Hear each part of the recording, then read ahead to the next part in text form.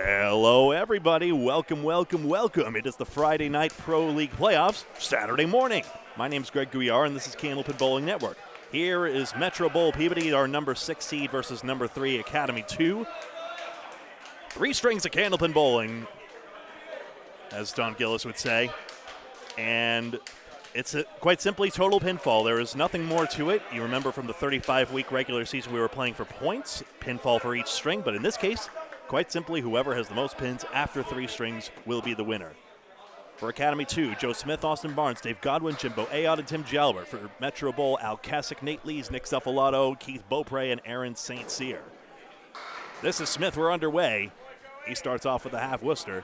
Al Kessick, the Iceman, 1, 3, and 8. If you happen to be new to Candlepin Bowling, a very special welcome to you. It plays the same as big ball bowling, except you get 3 small balls and Eddie pins dropped on the plate, stay on the plate, and can't be used as the live wood. Head pins are not a guarantee, as you can plainly see here, so with no oil and no mercy, it's a struggle to get these pins. Smith will want better than a 5 on the next one, as Al Kessick picks up a 10. And strikes are rare, and it's a game of spares. That 5-pin swing is a very significant start for the team out of Peabody wearing the maroon shirts. Sound off at Chem. Hopefully everything's working just fine. Good to see you all either way. Smith's got a better one this time, and Kessick connects with his head pin. Both have splits to work with. They don't fall just because you hit them. You got to get the angle right. So difficult to strike the balance. Now with the 3-7, there is wood in the middle for Smith. I'm not sure it's directly covering the line here, but we'll just see. His try. He's going way outside on the 3-pin. Joe Smith with a 117 average. Good for 13th place in the league. Kessick, this looks more connected. Does anything come to the 7? No. Wood jumps in front. So a 10 here for Smith. That's a good second shot, and that's how it should have gone. And Kessick collects the same 10, and he remains the 5 ahead. 2 boxes at a time, so we drop down now to Nate Lees and Austin Barnes.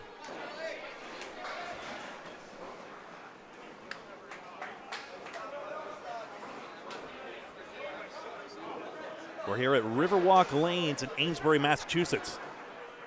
Neither of their Friday night teams made it. Barnes strikes. We'll fire up that replay machine in just a moment. Lee splits up on his head pin.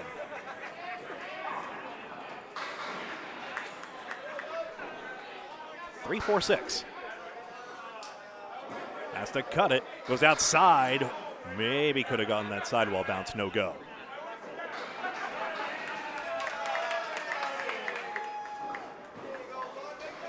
We go for an 8 box for Lees and another look.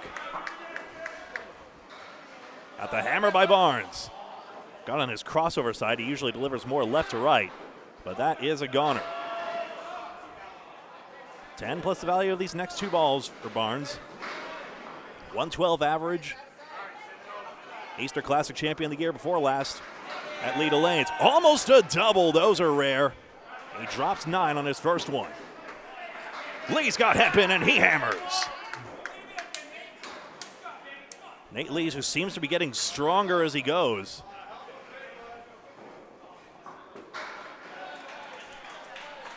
Oops. And there's the spare in response. Barnes, excuse me for the squirrely scoreboard. Spare on strike. Another look at Lee's hammer. Right there in the 1-3 pocket. Good to see you, Nico, and all. I was hoping that Midwest storm wasn't particularly near you, Nico. Tough situation for a number of families. Glad to hear you're doing as perfectly well as ever. Nick Zuffalato, Freshie we call him. 1, unless it tips, 8 and 9. Godwin only picked out 1 pin. That's the challenge of this game sometimes. And they don't fall easy here at Amesbury. The beautiful downtown Amesbury, Mass. Of course, the parking is tough, but that allows the people, actually live here to really enjoy the town.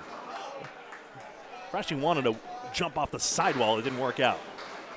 Godwin picks an extra stick. That's 8. battled back well after that one-pin chip out. But Freshie gains 2.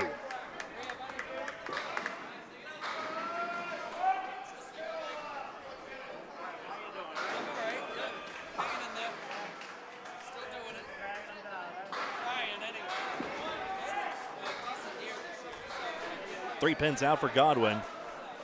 Godwin has battled his way back to now having the 12th best average in the league, 117. Nick, who's had some Pro Series success this season, both organizing and bowling, has a 113 average. Godwin, good bid, no go. The Four Horsemen right.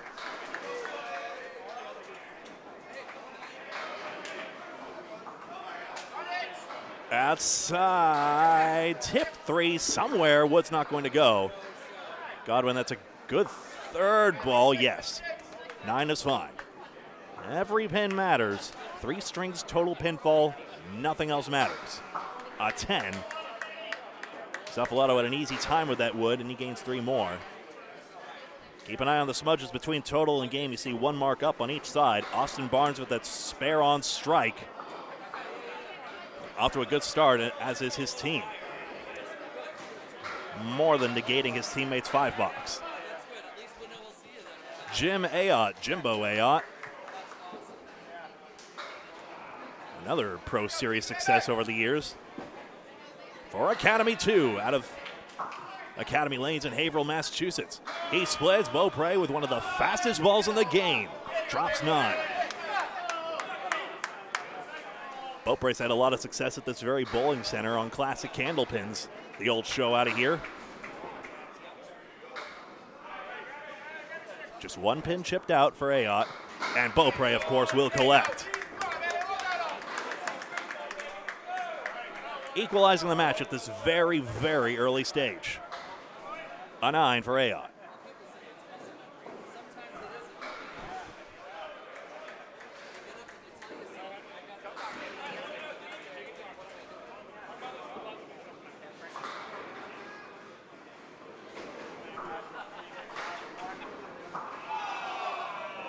Keith Beaupre, 124 average, good for 3rd best. He also had the highest triple on the year. We had it here on Candlepin Bowling Network, 479. Against this very team, if memory serves. Strange mix for AI, 157. Uh-oh.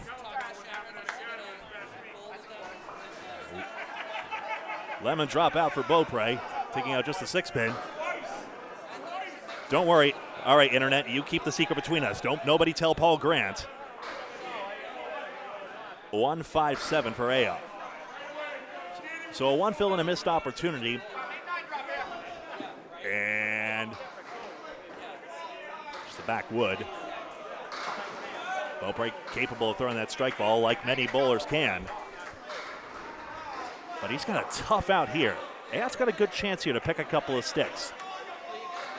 The safer shot would be to go 7, but he's going to go for this one, and he'll take an 8. Fancied his chances. So as a result, Beaupre's 8 box equalizes there. Aaron St. Cyr. He won the Pro Series trophy before last. That's now Aaron Fontaine's after this year. Tim Jalbert to his right. Tim Jalbert, fantastic organizer of the youth program at Academy Lanes. He's got a half Worcester first. Aaron St. Cyr, Dave Chestercove's favorite, vice president of the Candlepin Bowlers Association. That's a good bounce back ball by Jalbert, but no 10-pin.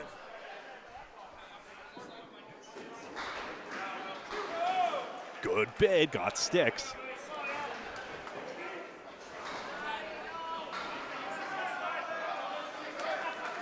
President of the Candlepin Bowlers Association is Dave Barber. President of this Friday Night Pro League is Dave Barber. Organizer of that Pro Series I mentioned, Dave Barber, along with Nate Lees you saw earlier, and Nick Zuffalato you saw earlier, along with their dearest Samantha Zuffalato, Lori Lewis, and Allie Barber. I knew that. I was just trying to figure out who I didn't get around to. Jalbert again. Nicks this head pin, that's why it flies around the 3. 3-7-10 with some interesting wood. wood in front of the 7's the most convincing. St. Cyr will have a tougher time here, especially as the head pin tips from behind. Jalbert needed a piece of that 3-pin. He knew it. And now St. Cyr with an unexpected puzzle. That front piece of wood is way forward on the left side, so nothing's obvious. Maybe he'll try to spin one. He goes red line on that wood. It comes across and he spares. Beautiful. We'll watch again how this goes before we take a score check. Take a look-see here. Nicks that red line, and across it comes. Somehow it was just enough with his left to right ball to get the spin. Back to the top. I get a peek here. I'm just looking over the paper scoreboards while I get a chance, and all scores are confirmed. It is a tie ball game at 97-97. Although, of course, Metro has that extra hit. Remember, Nate Lees with that extra strike for his team.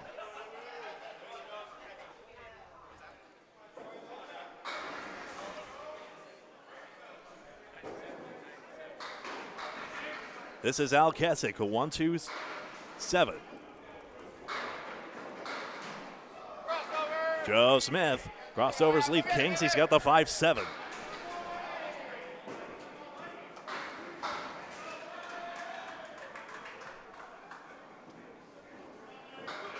Not quite into the 1-2 pocket. 5-7 is quite a cut if Smith can do it. Cut it over the 7.5 spot. Every stick matters in this game. It takes a real blue-collar ethic, no matter what walk of life you come from. And frankly, no matter what your bowling ability to succeed here. Every now and again, of course, someone goes on a heater like Keith Beaupre did when he dumped that 479. But pro averages are about 110s, maybe 120s. 9 drops like that are tough to come by, but Al Kessick has one of his best look. Split, 4-6-10.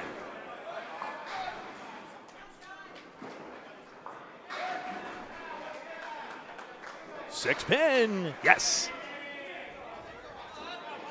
Kessick connects for Metro.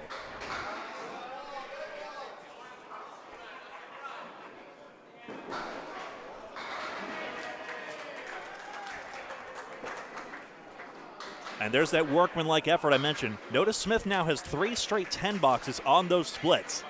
With how frequent the splits are, those pins you can gain on those add up over time. Now, Team Metro is actually pinning much better right now because of that earlier 5-box, of course. So actually, in terms of pins left standing, Metro has left 8 fewer standing, which is chipped away at this Academy 2 1 pin minus 2 ball advantage. They don't really have 2 extra balls in Metro. That really means the 6th seed has the lead. I'll go over the top 8 teams in a moment. Nate Lees, almost a double. Another near miss. Barnes had a near miss earlier. He's got 6 on his spare. Came in a little full on that head pin. Lees was worried about that front wood. Notice how it was all angled away. He was worried about a ball deflection. Old chestnut to candlepin, the ball weighs less, so it's liable to deflect. A 9 fill and a 10 box, 37-3. Barnes needs sticks. Got 3 of them, good out. 9 box. 3 pins plus 2 balls for Metro. Now that we see the effect of Nate's strike.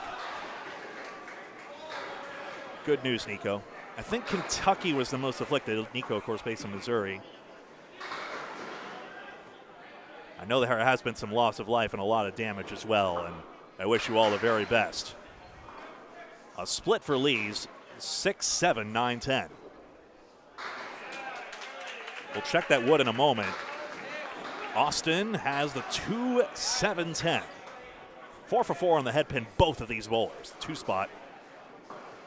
Nice and early on this 10 a.m. in Amesbury. Whoa, that pin cut across for Lees. Just missing the 7.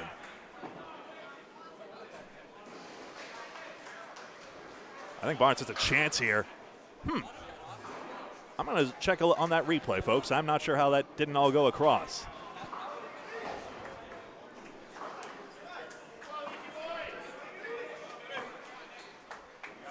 Lees 9, Barnes 9, and another check here on why the heck this leave did not go.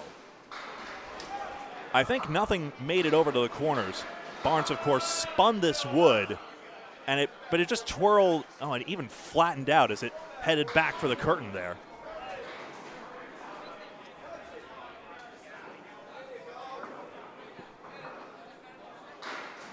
Freshie, Nick Zuffalato. Lane 5 spread eagle. Right down High Street. 1, 8, and 9 for Godwin.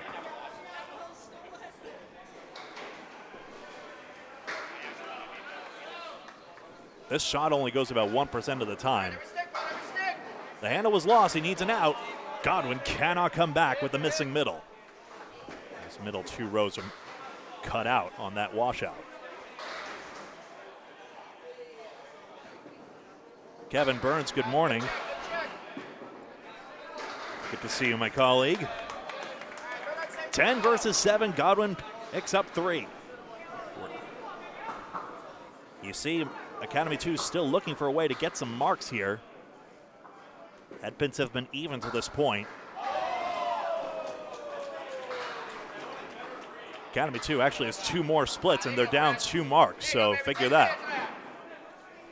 Only in Mill as Zuffalato's got the 1-3. Godwin the half Worcester.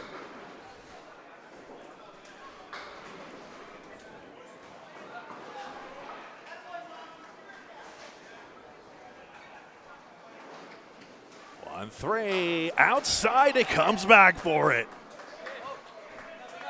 Maybe Nick got away with that one just a little bit. You want to play that one on the inside, but it does not matter. That is a spare on the board and a 3rd mark up for Metro. Ouch. And it picks up another mark in effect because his opponent just got a 4. Watch again on the 1-3 as it gets clipped on the outside. And Kevin, shall I say, get better soon, dealing with that foot injury. Not nearly as bad as Jason Tatum's, to say the very least, but still, miss you and look forward to seeing you again soon. Keith Beaupre and Jimbo Ayotte. Beaupre's got the only mark of this comparison. 4 pins out. Ayotte, head pin, smacked it full, but they mix. 9 down.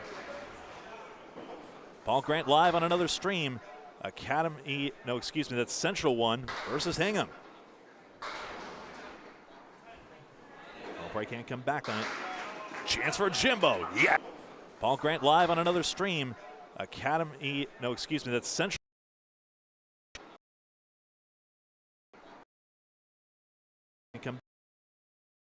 Jimbo. First mark in a long. Beaupre gives nothing away. So now it's 2 extra spares to Metro overall in the match as well. I mentioned the standings. Exeter passed Central 3 on the last night. You can watch that position night here on Candlepin Bowling Network. They won the season by 7 match points, considering 2 points are awarded for each string and 2 for total. Academy 2 you see here in 3rd place. Central 1 4th, and Hingham. Metro is in 6th, and then Academy 3 followed by Academy 1. That's Hodge Malahan's team, followed by Scally's team, 7th and 8th. To fill is Ayotte. Good mix, and that's 7.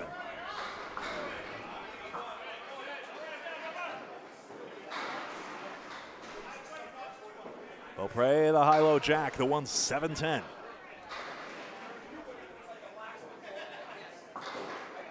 Off the wall, in front of the 10.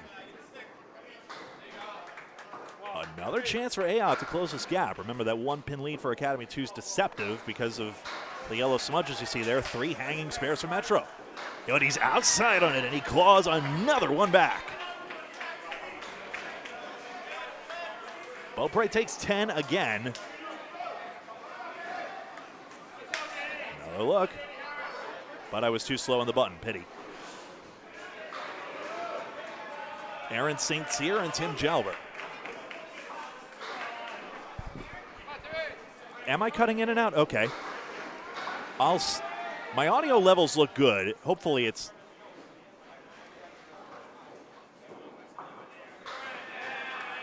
If anyone else has that issue, please let me know. I'm watching chat.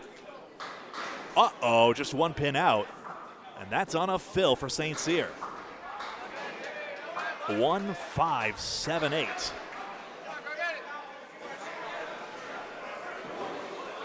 I see. I think I had a dial that was nudged there. Okay.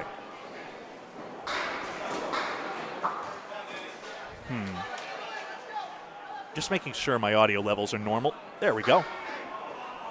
Third ball's coming up. St. Cyr's got an easier time of this. He takes 10. That's going to challenge Jalbert. He got his out perfectly. Nothing conceded by either anchor. Neither's hit a head pin to start. Oh, the reception on both fields. Oh, I see. There's some frame dropping. Okay. Understandable.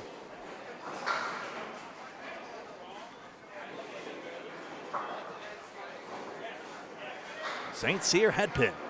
Diamond left side. Jalbert the 2-4-7. All right, head pins for both, right on cue. Diamonds are tricky. They only go about 1 in 4 times. Oh, but just the 3 pins out. Jalbert connect. And now the same number of marks for each side. This time 1 pin given away, and we'll score check.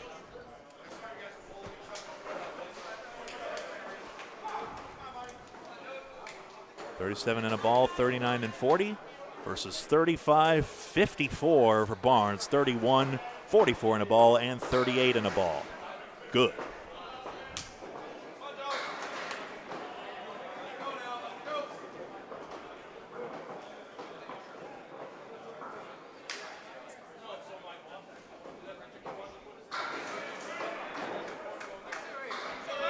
Great to see you all. All 100 or so of you already.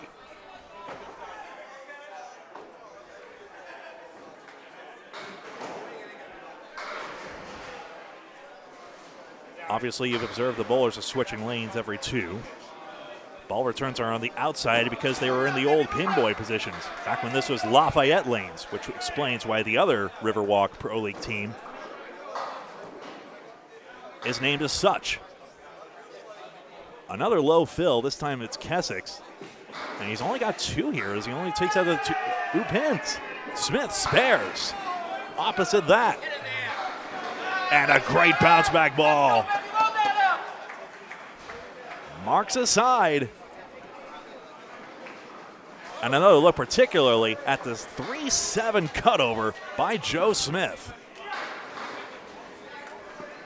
Back to live, excuse me. Smith hits a 4. Keswick 5.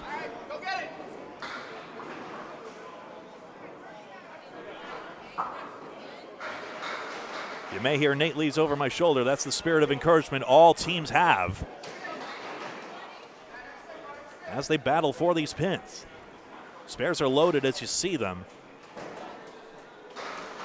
Back to a close match again. Third balls. 2 pins out for Smith. High-low jack, what do you say? At the King of the River, New England accent and all tournament here at Riverwalk, there is a high-low jackpot at the very end. King of the River, much like any King of the Hill tournament where it's a handicapped tournament and you qualify based on that handicapped pinfall for a stepladder to eventually take on last week's champion for a cash prize. Lees has a head pin perfect half, but gets greeted by his 3rd split. Had that 1 strike as well.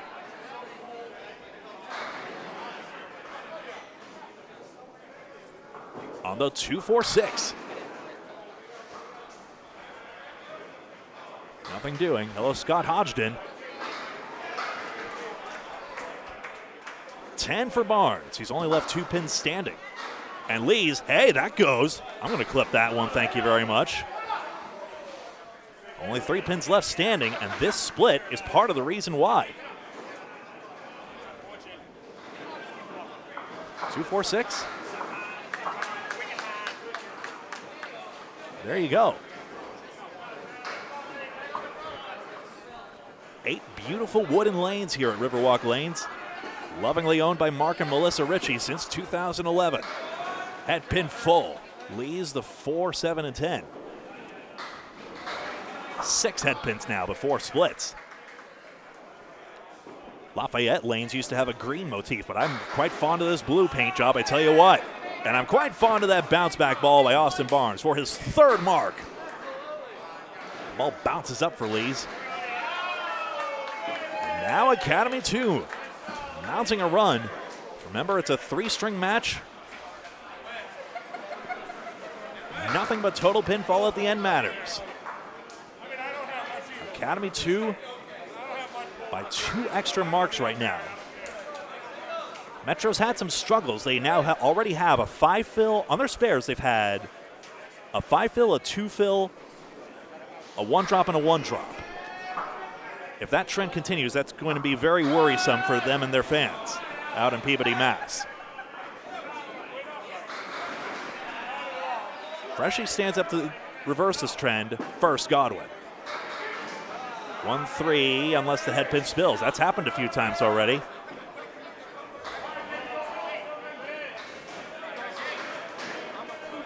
There it is. There's a 6-fill. Got his head pin, did his job. And yes, that goes. Good shot, Godwin.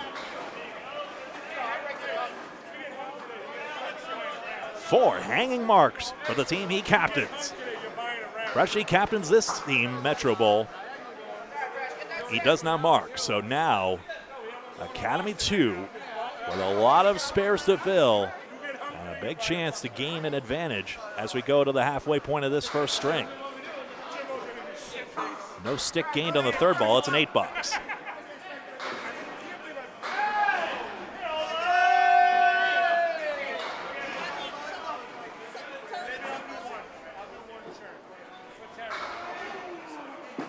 Dave Godwin on a spare on a 2-fill.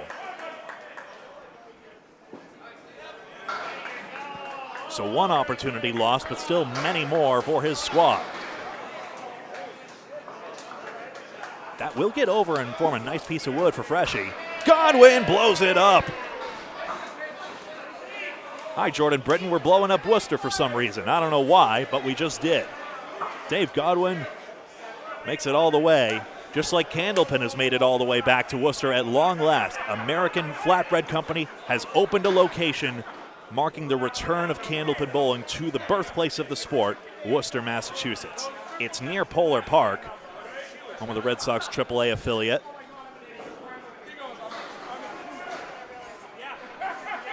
It's mostly casual dining there, so a wonderful atmosphere.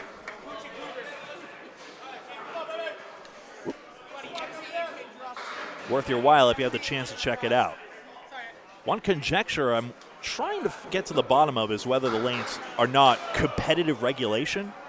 I don't think it will impact the clientele of that, and I think no matter what sort of a bowler you are, I think it will be worth your while to visit it anyway. It came out of Lita's Lighthouse, in fact, since, of course, nobody makes the pin setters, so borrowing is the only way. Aon a 6-drop. Beaupre 7, both split. Both relatively full on their head pins.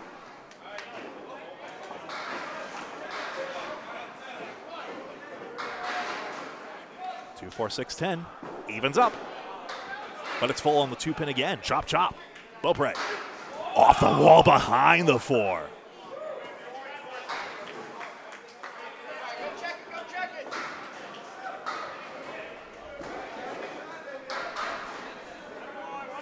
Eight box for Aod, so Beaupre a chance to pick a stick and go up 2. He does. 3 straight 10 boxes. That 11 box earlier was a bit demoralizing. 11 box followed by an 8. But 3 straight 10s has him back in control. Ayotte with those back-to-back marks, forming part of a well-rounded effort by this Academy 2 team. Middle 3 of 2 marks. No, Barnes has 3 marks. Smith 1, Jalbert 1. Down goes the 5. Get out of there, Wood. That'll form a clean shot.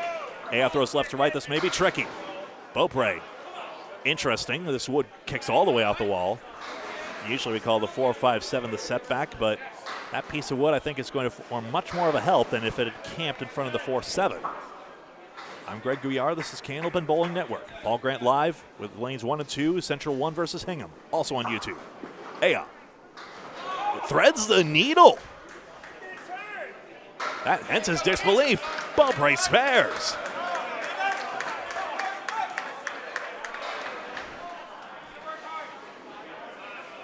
Busts up a cold streak of marks there.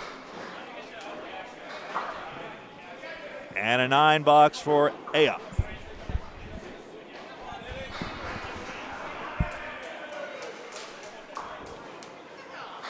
Am I too late with this replay? That's the needle thread by Ayotte in the reaction. And then Beaupre getting this conversion. Aaron St. Cyr and Tim Jalbert.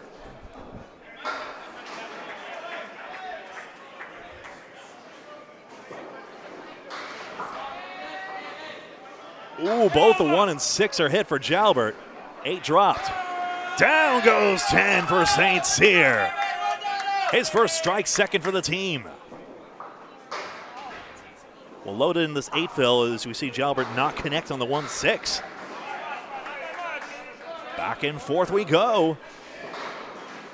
There's 10. Another look at this hammer. Kevin Burns, I think you're Kevin Burns, I trust your authority as a longtime lead of lanes regular. So a little shorter than regulation length, but that was, of course, that was also for an entertainment purpose there. Lita's Lighthouse was expressly there for entertainment purposes. Jalbert a 9 drop. So it makes all the sense for these maybe non-60-foot lanes to find a good home at this fine casual dining establishment.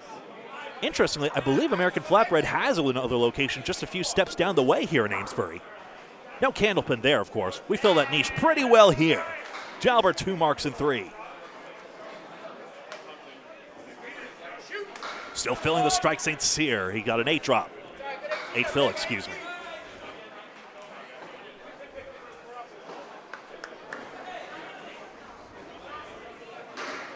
And a nice 4-10 conversion. Wood assisted, but every stick's significant. As we take a look at the full scores. 58, 74 in a ball, 53 in a ball, 67. Nope, 66 in fact. Ayotte had that 10 box.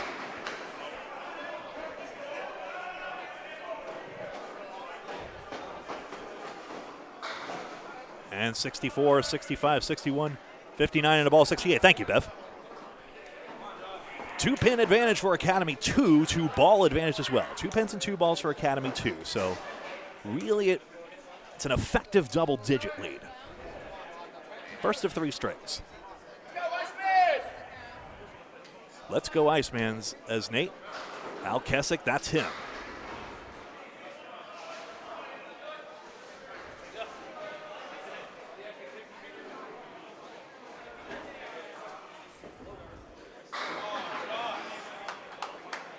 I think we've seen, yes, Andy Ivanauskas has also been on our streams before. He also goes by that nickname, although all the way over at Webster Timber Lanes in Abington. 2 pins out for Kessick on the half Worcester. Smith, see how gracefully he sets that ball down. Splits for the 5th time. Al Kessick a 114 average. Joe Smith a 117 average, good for 13th.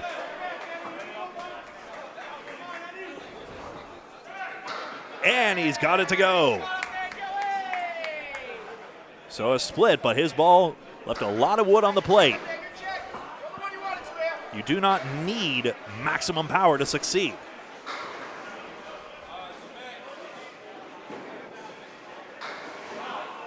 There you go.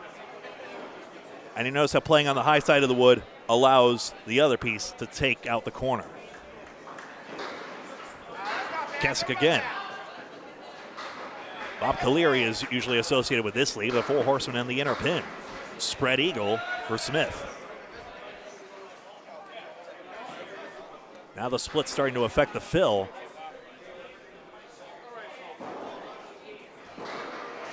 It wasn't that long ago where Joe Smith led the league in 400s. But again, do not be fooled by the lack of power. His scores have a way of sneaking up on you. He'll be challenged by this 9. He's had 2 object pins. Now he tries for an aggressive cut, and he has to settle for a 6 box. So Keswick plus 3. Academy 2 still with the advantage. Pinning, that is pins left standing on the third ball, are 10 in Metro's favor. They've knocked down 10 more actual pins than Academy 2, which is why the Academy 2 lead is not as big as it could be. Lee's only now misses the head pin. Barnes is loading up. 7 on his spare. 3-mark string already for him. Lee's luckless not to get to the back row, and that's going to leave an insidious out. Barnes will have an easier time. What about the 10 pin, though? Any chance? Yes! Great cut, 1-8-10.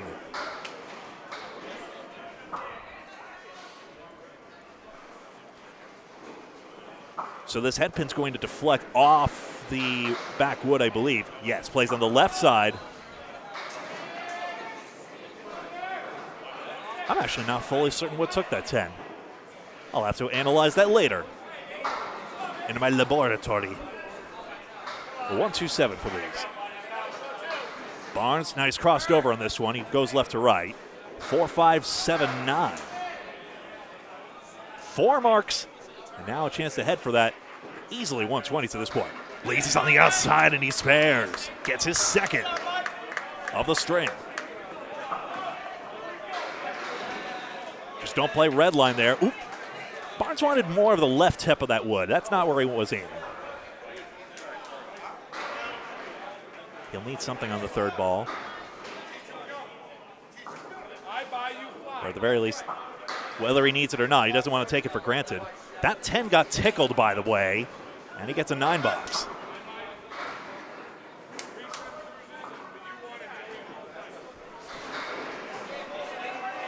To Freshie and Davey. Yeah, Mr. Burns, I think you were right. I thought that wood spun around the back there. I wasn't 100% certain. Maybe if my replays were 25% speed, we could, I don't know, how long you folks got? You can always replay, of course, later by watching on demand on Candlepin Bowling Network, especially if you'd like to see hammers like that again. That 5-pin really spilled in back. Freshie tangles them up and tacks another mark on for Metro. Academy 2 is 2 more marks to this point.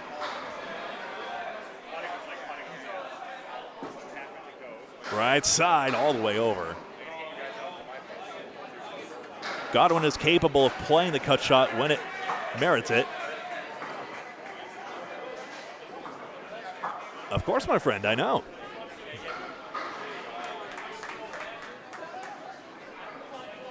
So 7 fill and a 9 box for Dave, excuse me.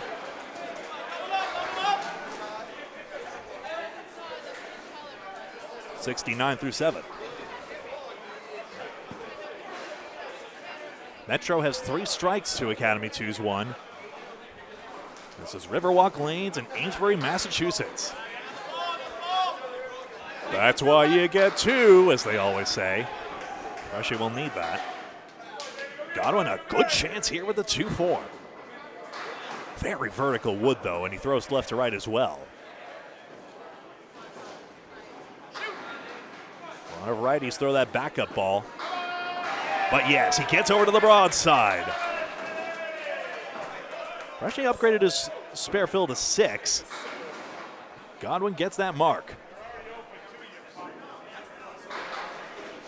Ouch. So 3 pins conceded, even though that was a pretty good effort out of that. 22 pins. Up now for Academy 2. They have 3 extra marks. And although they're losing a bit in the pinning, remember, a lot of low fills on a Metro side are weighing down their score. Beaupre's 6 fill is a good one, but he has a tough split. 3rd in a row. Ouch, right down the middle.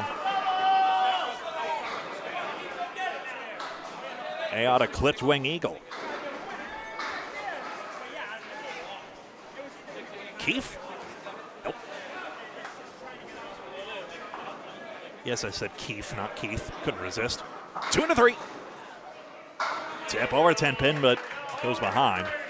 That's good news for Jimbo, though. Keith is going to need some sticks. He throws a conventional cross lane as hard as he can, but he's missed it, though. Chance for Aotta to gain either 3 or 4. 4 it is. Tack more on for the 3 seed. You see it there. 20 pins plus a ball.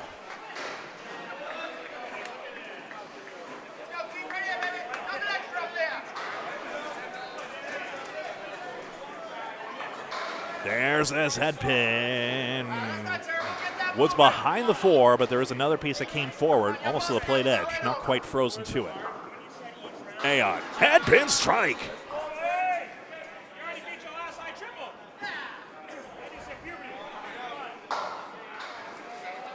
I might have been too much of the red line for Beaupre. Now we'll have to pin out this 410. Metro had a significant pinning advantage here, but now that's equalized. With that 8 box, now Metro has only knocked down 1 more actual pin on as of the 3rd ball. So this advantage you see here is the byproduct of Academy 2 having 4 more marks. 22 pins plus 2 balls. And again, better fill quality, at least so far. Aaron St. Cyr, 4 horsemen left. Jalbert, 3 out. On the fill, so now a low fill on the Academy side of things. And Tim's got 69 through 6. Ran down the horseman, did St. Cyr. He's got 3 marks already. Jalbert can't get his 3rd. Triple strikes, what a great question. There were 2 bowlers this year who got 2 triples, Justin Waters and Billy Shiner Sr., at least those who entered the triple strike jackpot pool. 10 box for Jalbert. Other triple strike getters this year, Pete Crawford Jr., Sean McDonald of Central 2, Danny Harris, Josh Daly, both of Central 3, JJ Turigny of Riverwalk, and Scott LaPierre of Academy 3.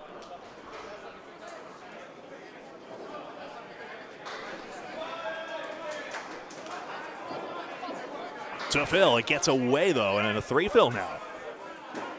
1 fill and 3 fill for him. Jalbert, is that 9 pin going to get over? Yes.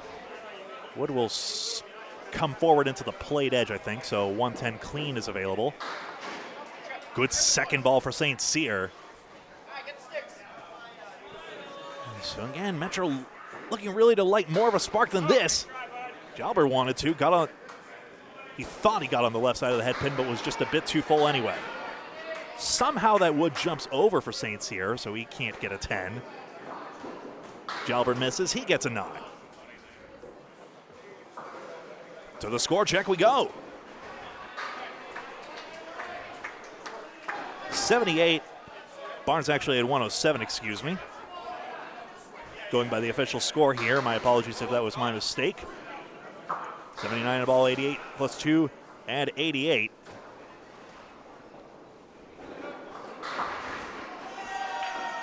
I'll wait on Metro's score. Keith Beaupre's fiance Bev is doing some mathematical calculations right now. I can't see over the paper scoreboard, nor is it my place to rush her.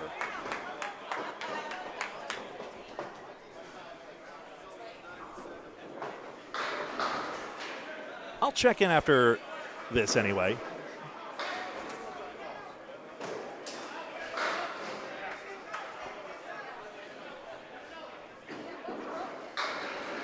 Boxes 9 and 10. Remember, we're in for the long haul here. These are knockout brackets. It's 3 strings each. Total pinfall decides who advances. And at the end, these top 8 teams will be pared down to one playoffs champion. Exeter passed Central 3 at the last moment to become the regular season champion. A great victory considering all the injuries they had. Aaron Fontaine and Dean Sullivan, of course, no slouches as substitutes. Fontaine especially with his 128 average. Smith. Around the 4-pin, no go. Kessick washed out, yes, 1-4-7-8.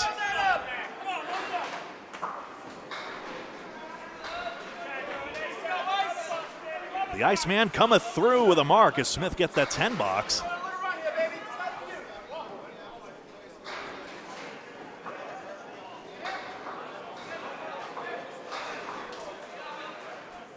Four triple strikes, John. When was this? Was it a whole season of a league you had once upon a time? Very nice. 4 horsemen left for Smith. Kessick's fill 5. He's got an outpost. We call it here. 4 horsemen, a more classic candlepin leave. Someday I'll make an explainer post, maybe during the offseason. Horseman ran down for Smith. 3-mark string. 98 in a ball. Weighed down a bit by those couple of 4 fills he had. One of them was a split. And then that 5 box at the very beginning. Kessick a 9 box, 105. Smith a chance to pass that. 3-mark, 105. Feels of 2, 5, and 5 on the 3 spares he had. Smith to load. Back it comes. Another sweep out of the head pin. He's got a 6 fill and some annoying deadwood we'll have to retrieve here. 104.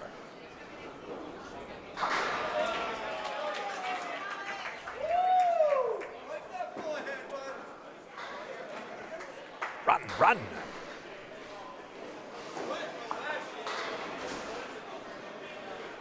I'll have to check later. That's Mark Ritchie you see running down the service entrance by lane 8.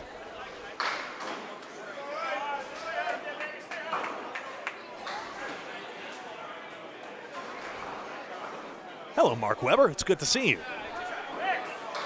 Of Candlepin main attractions on YouTube. Get over 2 maybe? 8 pins washed out for Lees. Barnes spares for the 5th mark of the string. 117 in a ball through 9. Lees just missed his head pin. The advantage grows for Academy 2. Not the most recent Friday Night Pro League playoff champions, but they vanquished what we now call Team Exeter for a recent Friday Night playoffs title. Austin to load. He gets an 8 drop. He's had 37 bonus pins on his 5 marks. Out goes his 4-pin. 127 for Lees.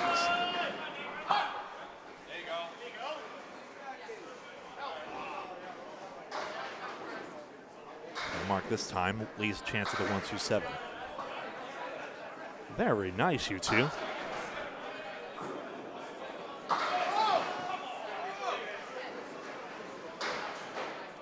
There's a reason you don't see me bowling. My only double strike, believe it or not, is here at Riverwalk during open bowling, so it doesn't even count for anything.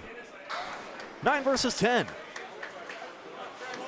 Pretty ironic that it comes here, though. Pinfall, although we've seen some head pins spill today, it might be a little more generous than it usually is. But strikes don't come easy. Nonetheless, 3 for Metro and 2 for Academy 2. Academy 2 has 4 more marks to this point in the match. And better fills, as we've discussed. Godwin only gets 5 on his. Zaffalato, the 1-9.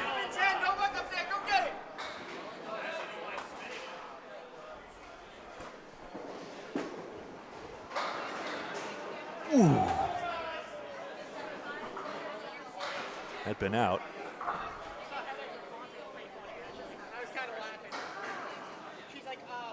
Freshie lost his balance at the line and is perplexed how that happened. He's actually checking his arm swing. This happens sometimes. Sometimes you just don't find the range on that head pin, just trying to make that shot. But 1 pin gained. You never know which pin will be the winner.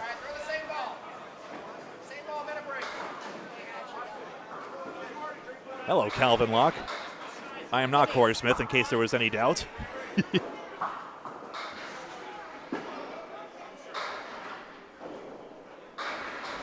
Great to see you all here. Leave it also to me, of course, to miss the obvious humor. There he goes. Well, that's a 9 drop and a blank. Now it is a generous leave. Godwin to try. Yes, it spills out the 8 pin. Good shot by Dave. Let's see if Freshie can make this read.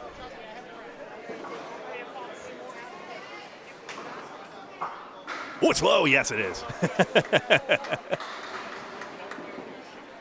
I think we'll replay this shot.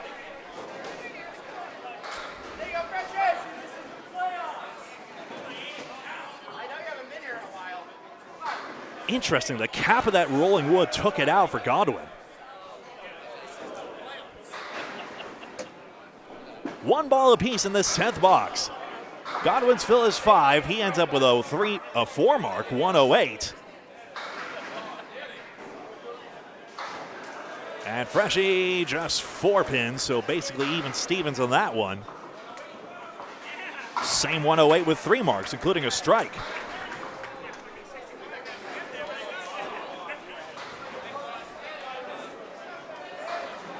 Freshie left 8 pins standing, Godwin 11.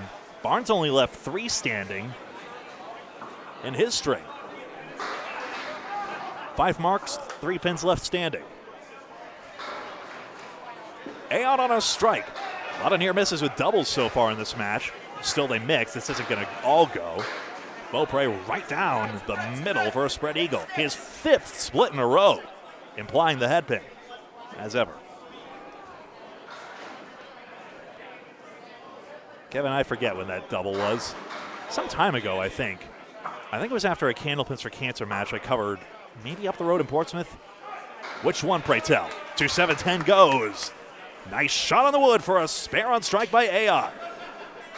Beaupre sending in. Nothing got over to the left side. Looks better than that.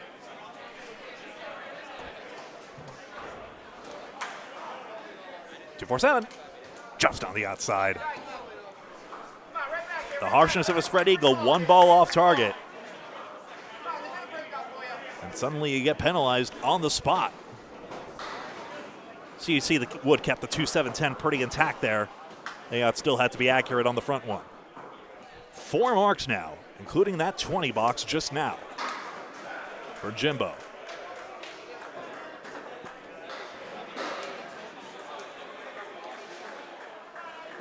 Ayotte has been both a Pro Series playoff champion and Pro Bowler of the Year, at least 1 year that I covered, and others as well, including when Candlepin for Kids did a special out of the former Pilgrim Lanes in Haverhill, Massachusetts. Jim Barber, Dan Murphy at the call of that one.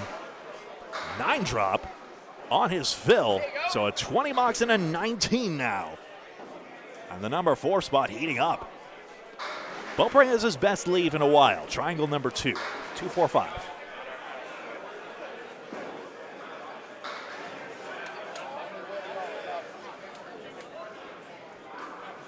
Single pin, gone. Look at this Academy 2 lead continue to mount here. 3 marks for 3. And Beaupre's not on the front pin.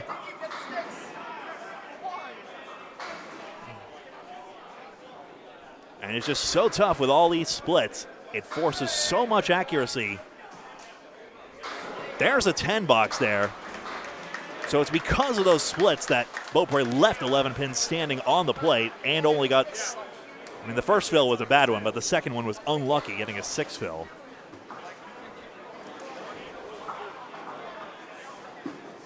Does anyone see that little pin hanging up there on that 10 pin? He only gets a 4 fill. Do you see that little 10 pin dangling? No, you can't see it from this angle. It's very interesting. Uh-oh.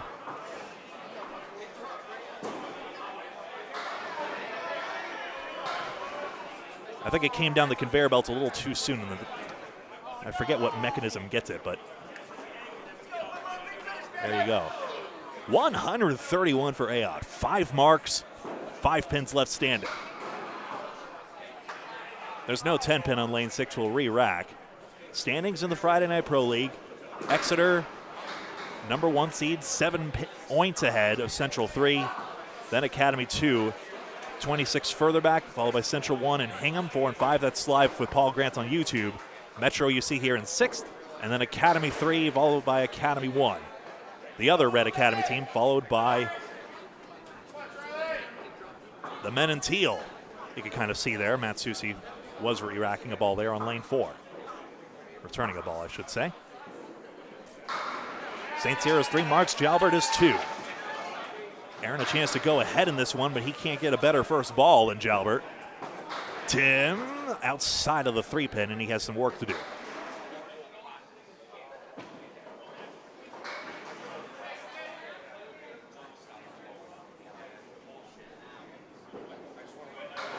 Ooh, 10 pin. Into the 9, not hit. Well, it is hit, but it didn't fall.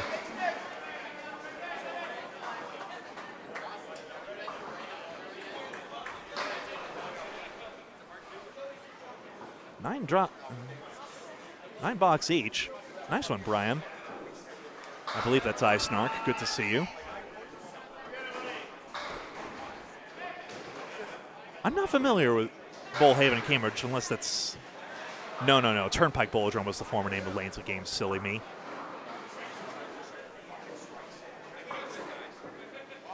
The disadvantage of being young, I don't have all the candlepin wisdom I should. I'm working on it. I wish former event winners were better chronicled. That's my biggest bugaboo, but I know there's an archival project in progress here, put on by the Candlepin Bowlers Association. So I will sponge up any knowledge y'all give me. 1-2-8 offers a decent chance. St. Cyr would love this. You see a 56-pin advantage for Academy 2. Does this mark become must-make? It is made. Aaron St. Cyr, a 4-mark string as the anchor and a chance to bust into the 110s. Jalbert has missed this 3rd ball and gets a 6 box. So immediately 4 pins there, plus however many Aaron can get on this last one. Dan Murphy threw the first ever Pro Series ball that... Nice. I forget if the Pro Series started right after the WCBC Pro Tour. I'm not sure. St. Cyr, the fill is 10, 119. Look at this one here. 119 for the string and a 4-mark string. Blew this one apart. Full scoreboard, we'll confirm it. I show Academy 2 up by 42 pins.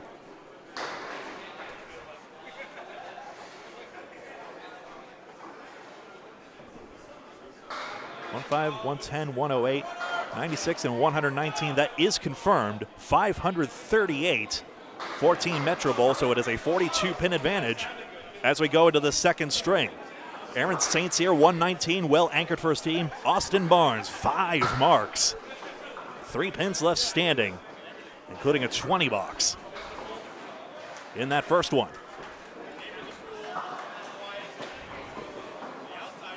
I'll reset the scoreboard here.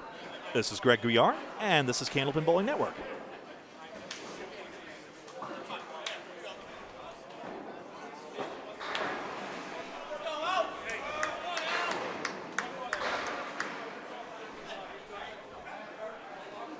There you see it. No match points to speak of. Academy 2 did get the better of that first string, but there's no points to play for. It is just total pinfall. Al Kessick, after his 3-mark start, has the 7-10.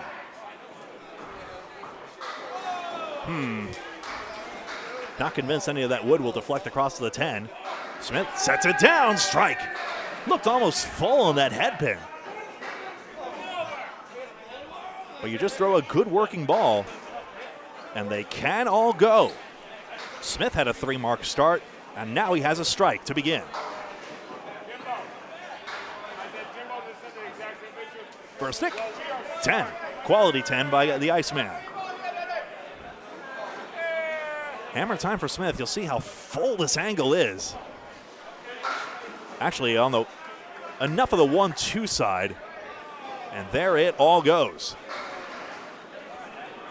So Academy 2 starts off on the right foot again.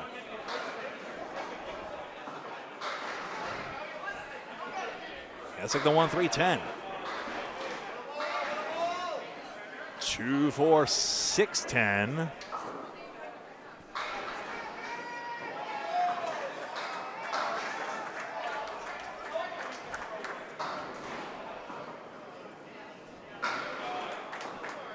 Not enough of that wood. That's why the 7-10 didn't go per Kevin. Only one more on that strike for Smith, so strikes average about 8. 7's not bad at all. Al picks a stick, and Joe has an easy way to 2 for the same.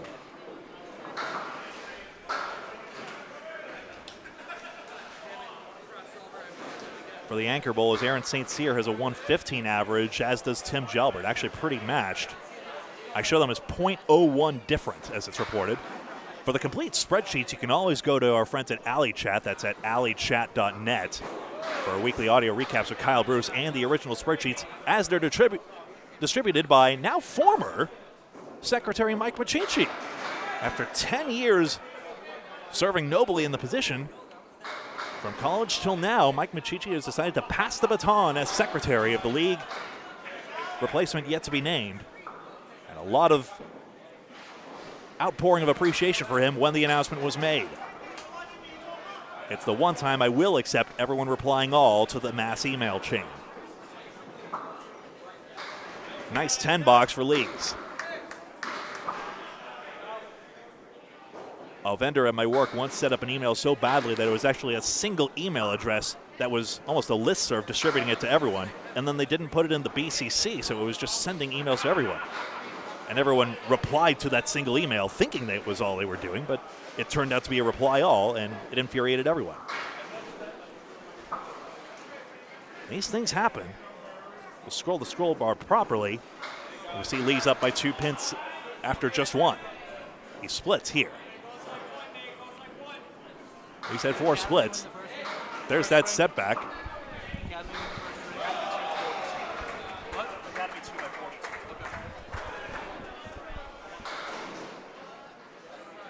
3-4-6. Cut across in front of the 4. Nate overcuts it and misses the spare somehow. What a bid. Barnes will probably want this right-hand wood. Red line takes it.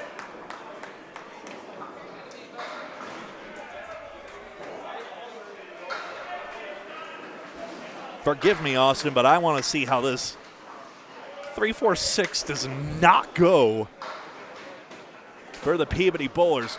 Goodness gracious. All right, let's go, Davey. Let's go, Fresh.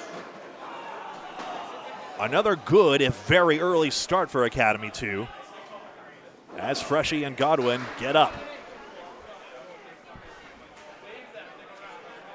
By the way, I mentioned Machici was the secretary of the Friday Night Pro League.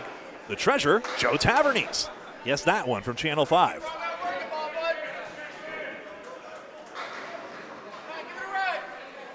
He's here today to distribute prize money.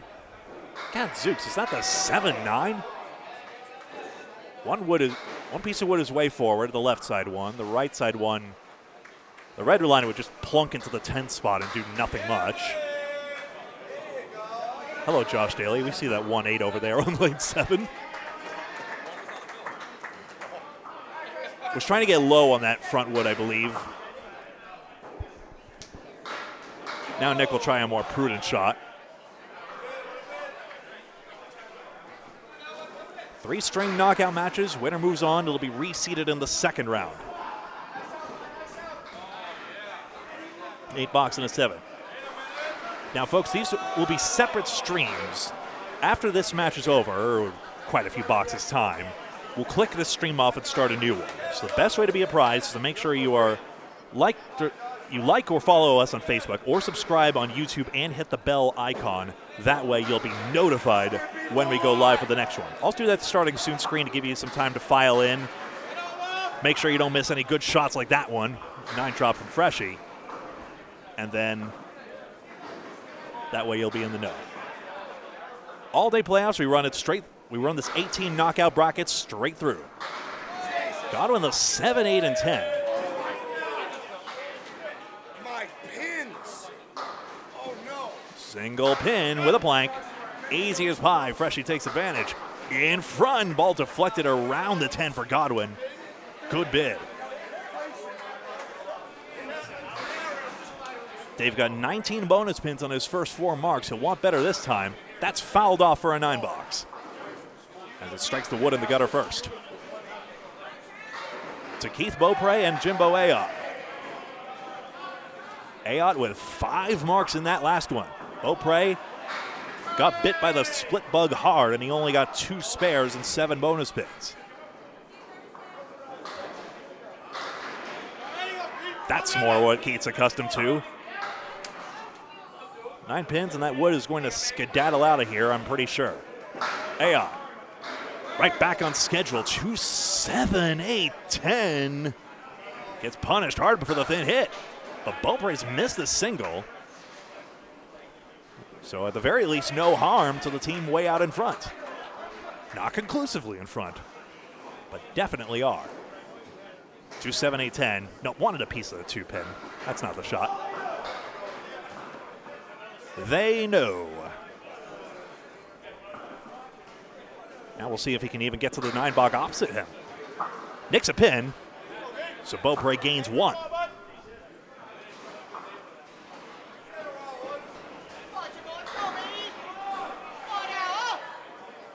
Big other favor, please like the video if you're logged into whatever platform you're logged into. If you're not logged in, you'll get an annoying login screen, and that'd feel terrible. But if you are logged in, please hit that thumbs up button. Thank you very much. Even if you're just watching, that helps out a ton. I mean it. Get over 8. Gone. Jimbo Ayotte, his second strike. Beaupre does not mark.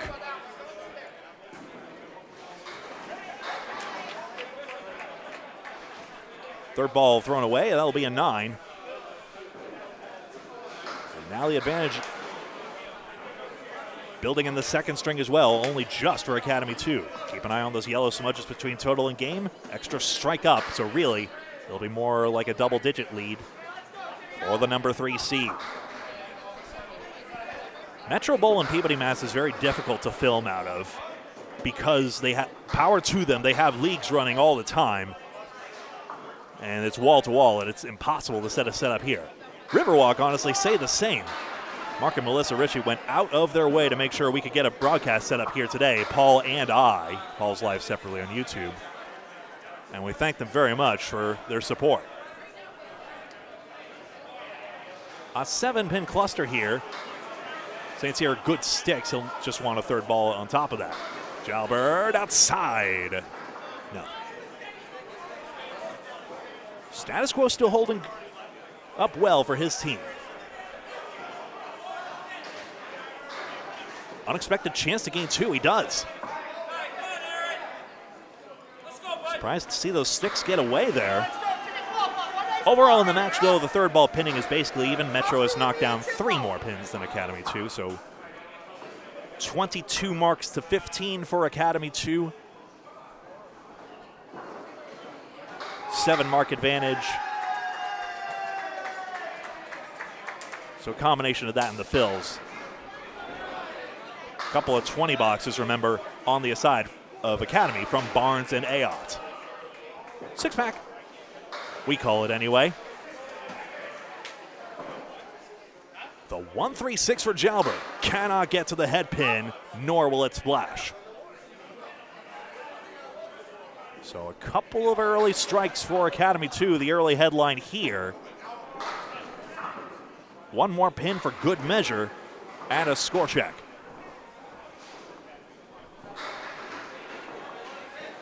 $26-18 in the ball, 16, 18 plus 2 and 20.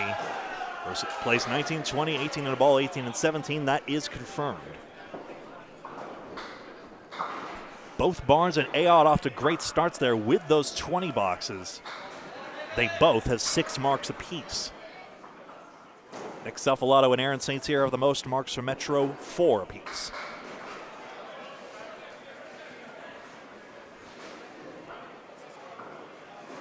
I think the best way back in for Metro is if Beaupre dials back in here. He's had all those splits, and that is such a rhythm disruptor.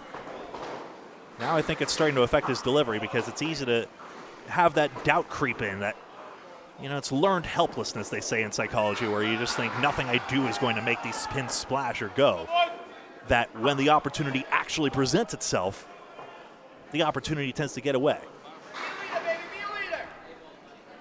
It has nothing to do with just him. It's a psychological phenomenon. And Candlepin does that to you because the pins are so fussy. You can go entire droughts without a good leave. And then you're asked to suddenly dial back in when a leave finally presents itself. Very difficult to do. I think that head pin spilled out not first, but Keswick has a strike. He'll high-five the team. Smith, 7-pin spare. For his second mark, he's having a great start to this string. Look again. Smith spills 9 on the first one. And Keswick, yes, that's into the 3-6, but a head pin from behind. It's a backdoor strike. Smith on a spare, 7. Triangle number 3. How about a real one? No. Still Al will fill. Joe gets 7. And a triangle. Gone. 3 marks in 4 for Joe Smith. Silent but deadly. Good sticks on this strike for Keswick. Has some work to do to protect his profit. Ooh, that's a good one. The 1-4-6, I believe that is. Yes, it is. The mini high-low jack.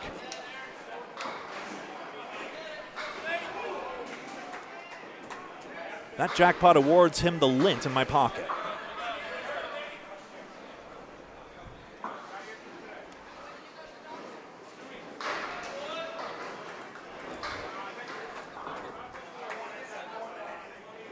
GG Special is missing a 9 drop and a plank, in case you're curious, Jim. Let's just say. Down they go. Lees cannot get the 7-pin just yet. Great chance at a spare. If the wood doesn't deflect it, I don't think it will. Barnes a luckless 5 drop as he's starting to get the split bug as well. He can't get to the 10. But good sticks again. Barnes has been pinning very soundly. Lee's has, no, he's going to go right wood on this one. Interesting. What would you have done, folks? He had that piece of wood. You see it there. The red line is looking at it, and it was actually undisturbed. Barnes somehow hits neither the foul or fair wood. Oh, the left wood did go.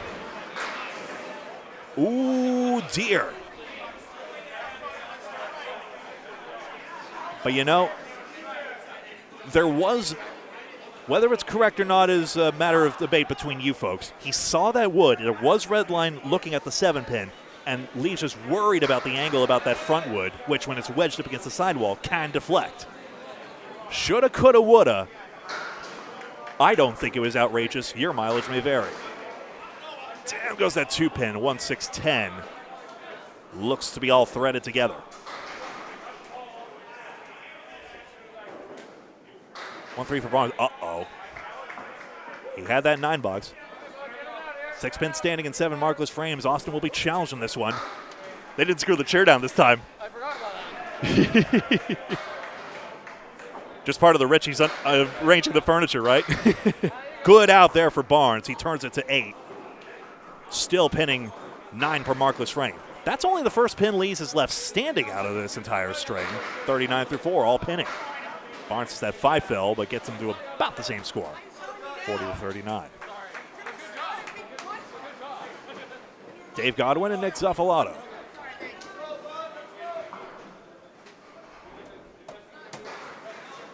We don't necessarily know the winner. The second round is reseeded, highest versus lowest.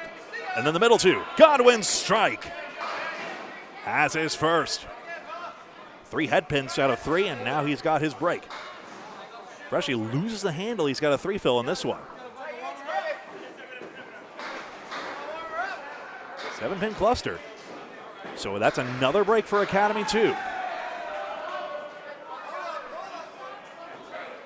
7-pin cluster to full. Good offer, though.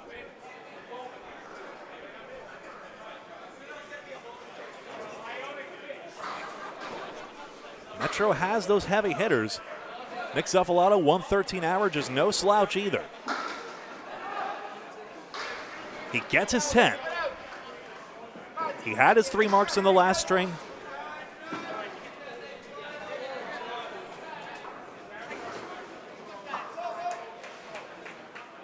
Al Kessick and Aaron St. Cyr basically on schedule. Beaupre has that split bug. And Lees, of course, he's had that opportunity to get away there. Say what one will. 1-2-7 for Godwin. He's still filling the strike. Freshie in there, 5-7. No, the 5-pin tipped, excuse me. Power takes it down. 2 more pins on the strike. Get overhead pin. How about a fluke? It will not.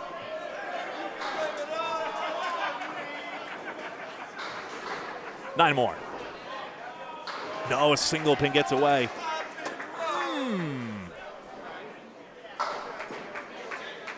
Chances have been there. $10 for Godwin. Notice how Freshie really curls that ball. That's a towel on the back of the approach to guide his footwork as well. He gets 10 to match. Keith Beaupre and Jimbo Ayotte. Still time in this match. 57 pins is not insurmountable. There will be 2 more marks loaded on, including by Jimbo here. But even what results, there's still plenty of the second string, still a full third string, and Academy 2 has that explosive potential, as does Metro. I meant to say Metro, but that point still stands because there are bowlers who are definitely below their average here that can explode when you least expect it. Ayotte a nice leave results. Beaupre just a half Worcester, but we've seen it go already.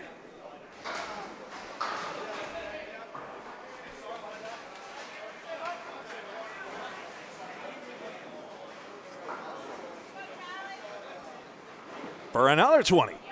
Not quite on the outside of the 6-pin. Inside is the play, although some will say on a 2-pinner, just go front pin. Beaupre close. 4-5 results. Solves most of the pinning problem. Ayotte, that's where he wanted it. $10.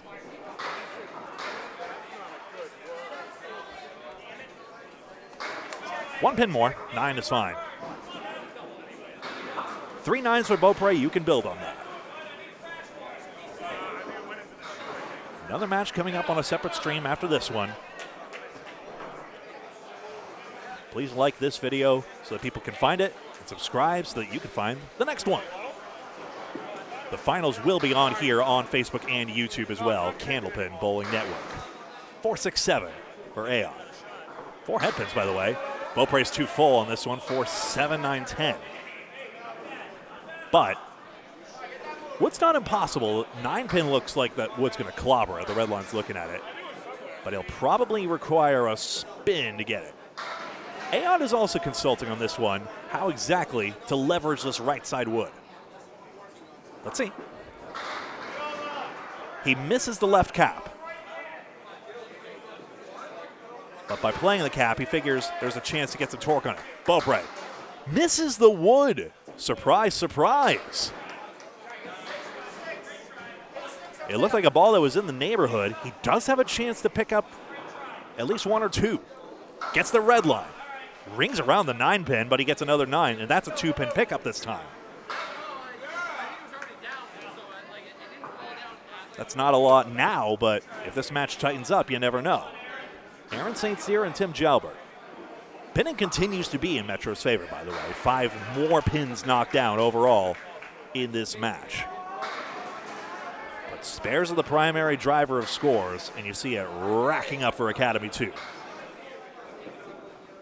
25 marks to 16 now for the number 3 seed. Notice how Tim waits before hitting the button in Steve Poulin's face, who is bowling to his right there. The Model E pin setter really whips down the pin sweep, you've noticed, more than other candle pin setters do. So some bowlers will afford even more courtesy before really hitting the button and potentially startling people. That's sort of a version of one-lane courtesy. I'm not convinced it's universal among bowlers, but many do afford it. I've spoken to another bowler about this as well. That's gone, 1-3-7-10, and Jalbert, a big bounce-back ball for his 3rd mark today.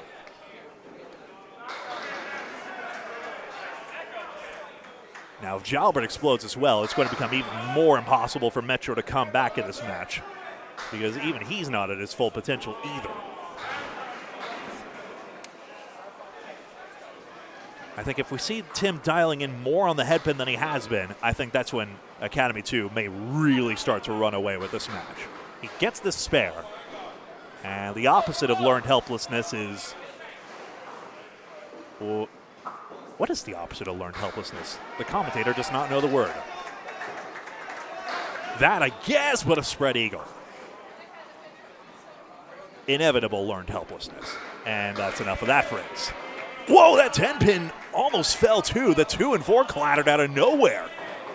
And suddenly St. Cyr presented with a chance. Jalbert, no go. Good sticks in the second ball.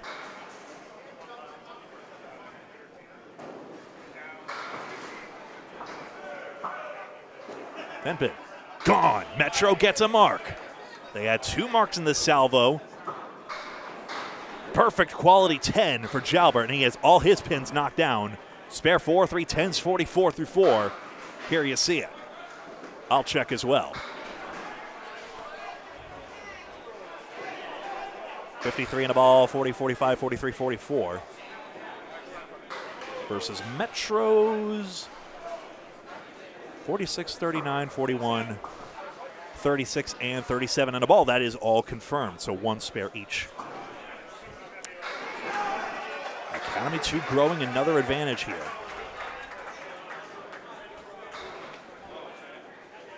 .68 pins up here.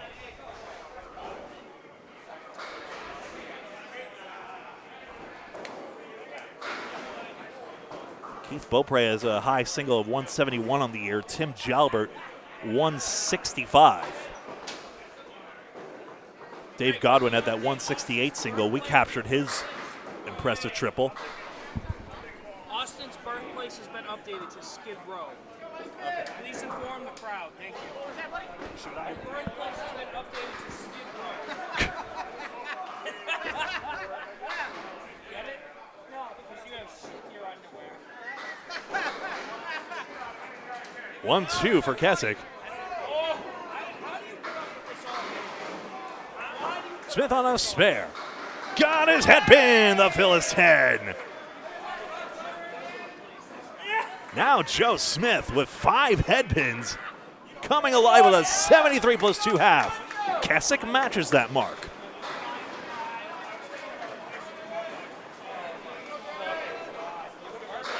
Mitigating that 20 box somewhat. Michael never apologized. Good to see you as always. 1-7. Keswick has an 8 drop. Smith got his head pin. Uh-oh. 4, 5, 6, 10. Iceman pushes down this 7. 3 marks in 4 for the Iceman.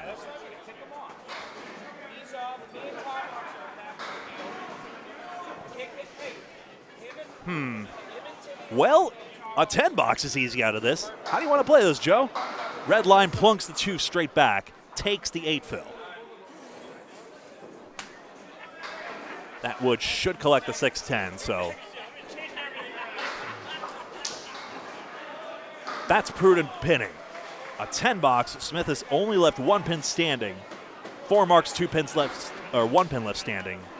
4 marks, 1 pin left standing for Joe Smith. Excuse me, folks.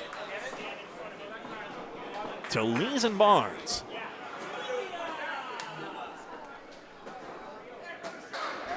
Bowlers on opposite sides. Unless it's Fenway Academy versus A+ Accounting, you can usually work that out from the shirt colors. Of course, Team Academy lanes, distinct from any Academy team you see here, which is more a crossover with the Central 3 Friday Night Pro League team, the defending men's world's champion. Barnes a 9 drop. 5-pin cluster for Lees. How'd he only get the 1-8-9? I guess the same way it would be on a full rack. Luckless there. Barnes collects. Second mark, 7th overall. He has the most of anyone on his team. Joe Smith has the same 7. Yeah, I mean, honestly, I can see it around. Gains 1 on the spot. This is great form for Academy 2. Obviously, Exeter over Central 3. For Exeter to win the Friday Night Pro League regular season, you'd figure one of those two teams to be the favorites. But if Academy 2 continues to get stronger and stronger, you may be witnessing right now the team in red come into a form just in time to go from 3rd to top of the playoff charts. An 8 fill for Barnes. He's having a great start. It's not quite 400 pace, but it's close. Lees collects the single. Metro has actually 4 of their last 5 boxes for marks. Watch this space. Yet this 2-pinner goes, though.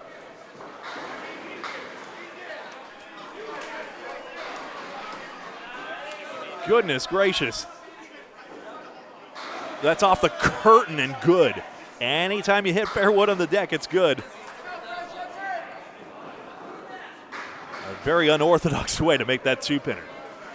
So 45 lead for Academy 2, but now Metro chipping away with those 2 extra marks as it brings up Nick Zuffalato and Dave Godwin. Nearing the halfway point, essentially, of this match. Push over 7, push over 4. Anything else? That pin is down in the corner. Godwin, yes, that'll be a 4 horseman.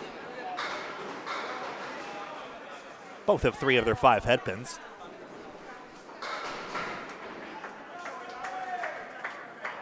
A 9 mark advantage for Academy 2.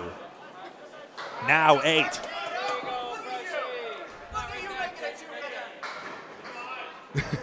Freshie didn't make just a 1-pinner, he made a 2-pinner.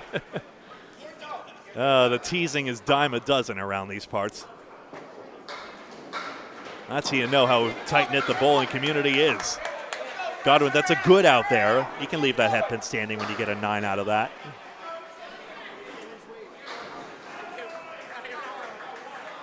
We have seen a triple digit come back in the last string. Remember Central 1 over Metro? It does mean Metro knows that's possible. The fill is 7. Tough entry angle on this head pin. That's 7 that should be, 58. At the half, it's a good half. As it is for Godwin with that strike.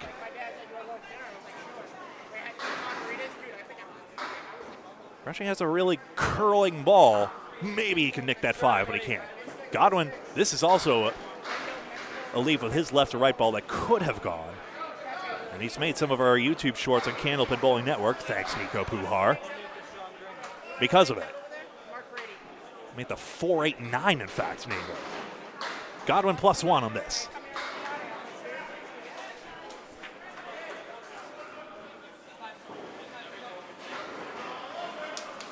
$80 pins overall for Academy 2, -2 balls.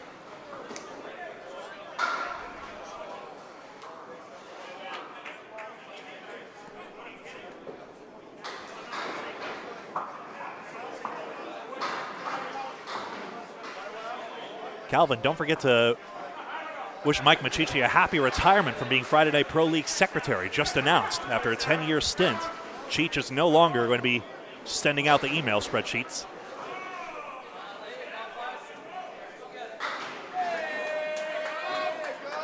We'll miss you, Cheech, and you're welcome, Calvin. 1-4-7 collects. Beaupre on the board with a mark. Is this a check mark center for Aon? Goodness. Wood seems to thread the needle. Uh-oh, he did thread the needle.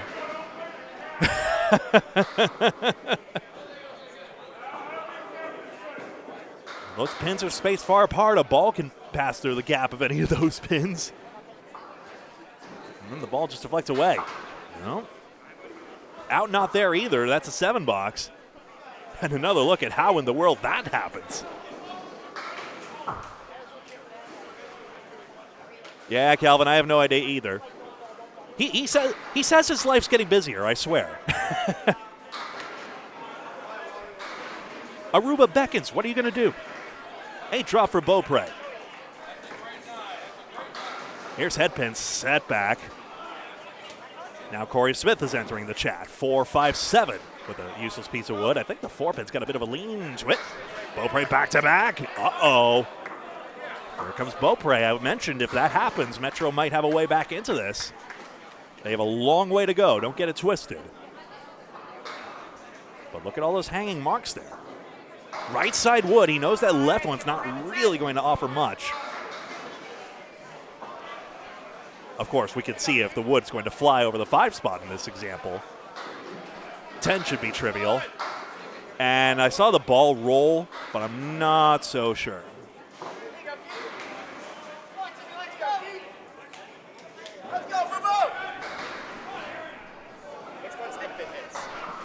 Uh,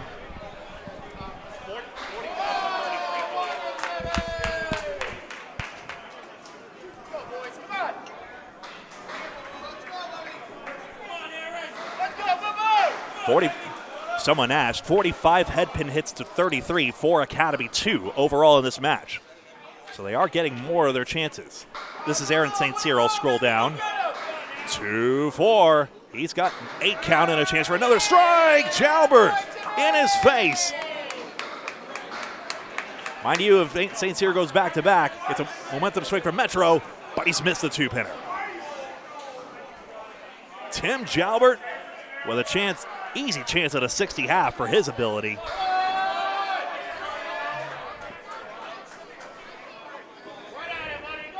Then a 9. 54 half. 62 pin lead for Academy 2. Minus a ball, these marks have to be filled.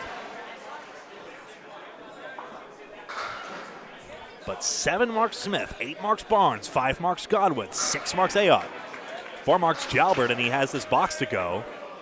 This is all well-rounded here. Jalbert, not quite on his head pin, didn't miss it by much. But he can run down the horseman. Run it down, they say. St. Cyr just a 2 on the diagonal. It's good. 2 marks in the last 3 for St. Cyr. Jalbert to Phil. No, he only got 3. That's good news for his strike, Phil. 63 of the half. He's still pin perfect, by the way, and still is. All the pins knocked down through 6 for Tim Jalbert, 73 through 6. And I'll do a score check for you folks. Smith 91, 68 in ball for Barnes, 63 Godwin, 60 Ayotte, 73 Jalbert. And then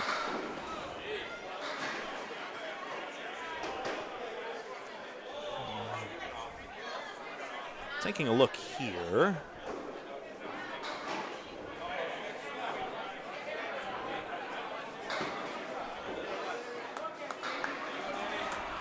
I do see 326, so 64 and a... here we go.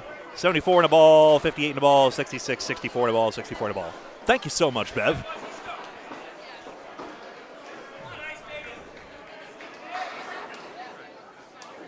I'm looking forward to the men's internationals in Fairlane's Moncton, New Brunswick. I'm going to have to figure out if there's a way I can see the projector without going into the scoring pit. It's technically a little cheeky that I do that because of the fact that it's not supposed to happen per ICBA rules. Only bowlers and whoever's authorized to score, or anybody officially authorized, could be in there. Maybe they'll let me get a pass. I'm always good at, getting in and out, but we'll figure a way out. Smith is 101 in a ball through 7, and he just continues to be unstoppable. Kessick's got 3 pins to get.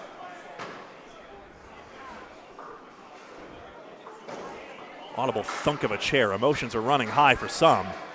3 strings. Win or either go home or enjoy Lafayette Lounge just behind here at Riverwalk Lanes. One or the other. Nobody's in a grand hurry to go anywhere. Tight packed facility. The location rotates in the playoffs. Each captain gets it, so each of the 3 academy captains gets a turn. The Ryan's Mills captain gets a turn. Riverwalk gets 2 turns between Riverwalk and Lafayette, et cetera, et cetera. Smith only gets a 5 fill this time. Already 5 marks in the string. It's only his first head pin miss. And he comes right back on it.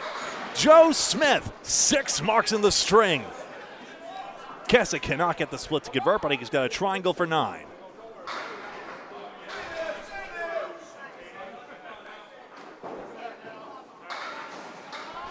He only gets the 1. I'm trying to remember if I got... No, I'm sorry. More replays, Gregory. Nate Lees to fill this extra mark. Austin Barnes will fill opposite him as well. Barnes on 8 marks today to this point. The fill is good on this one. It's 9. He's averaging 7 on his spare fills. Lees check mark 6. Averaging 7 on his spare fills, mind you. Barnes gets his single, covers it. 4 marks will leave it up. Lees, yes, 2, 5, 6, 10. And Lee spares. Can a captain decline the playoffs in their center? There's no rule for that. I don't think anyone thought through that scenario. I think, in theory, it's your home center because it's closest or close-ish to where you are. But I suppose if you ask nicely and say, no, I don't want home lane advantage, maybe, just maybe, move everyone along in the rotation. Strike for Barnes, a 20 box, 4 consecutive marks, 5 in the string. Lees with a darn good answer. He's got a 9 drop. That can be just as good. That's the resilience Metro needs at this point. The lead is massive. But still, it's not over. I mean, Metro had 6 of their 10 marks in boxes 5 and 6. It's 6 marks. Academy 2 had 4, which made it not as much of an advantage. Single pin, red line takes it. It does go on the red line. Who knew? Spare for Lees, 93 in a ball. He's got 3 marks in a row. Zuffalato and Godwin. I don't think anyone has any hurry to switch lanes. I guess Woburnd's not opening anytime soon. Plus, people like Exeter and Rob the car, so I don't think the guys in purple are going to swap anytime soon. Plus, hey, they won the regular season, so I don't think Dave Barber's in any hurry.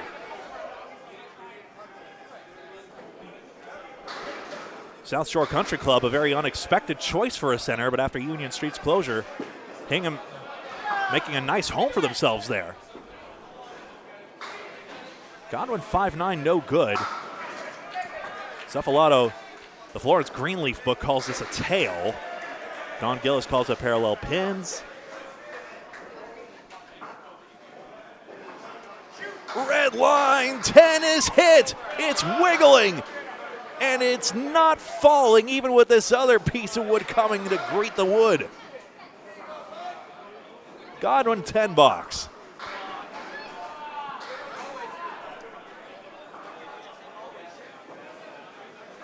And a 10 for Nick.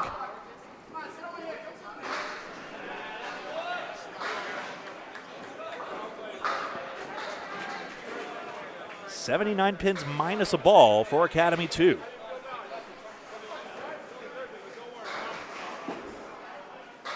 This is crushed, and Godwin, including a spilled 6-pin, has his second strike.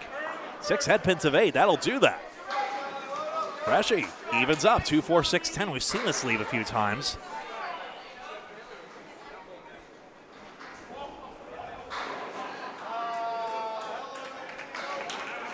Could individuals switch teams? Sure. I mean, technically, captains invite the player.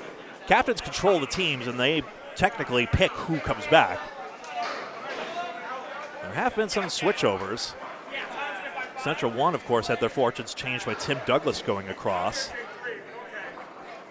And then, of course, you can substitute with anybody who's not protected by the 5 or 6 man rosters of the other teams.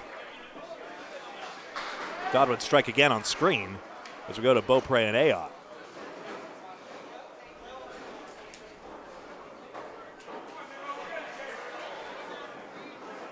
Only the international competitions, that's men's, women's, and mixed worlds, really have a substitution policy. The only way a substitution is permitted mid-tournament here on this Saturday at Riverwalk Lanes is if someone gets injured. That's really the only way.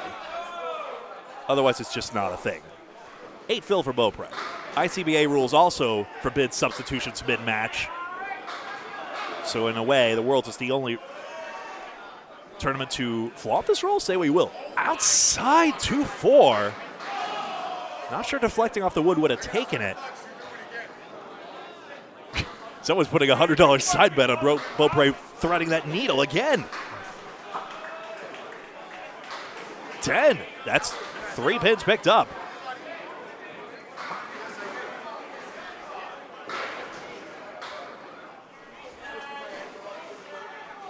No 10 pin for Ayotte. He'll have to re-rack this. Get in the gutter first, right, Tony Levesque?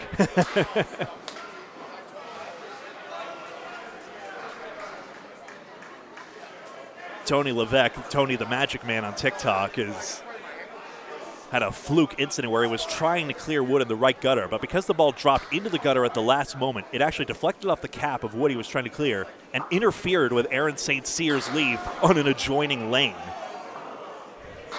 The rule in that case, you redo the box, or and any fill that was established stands if it was done.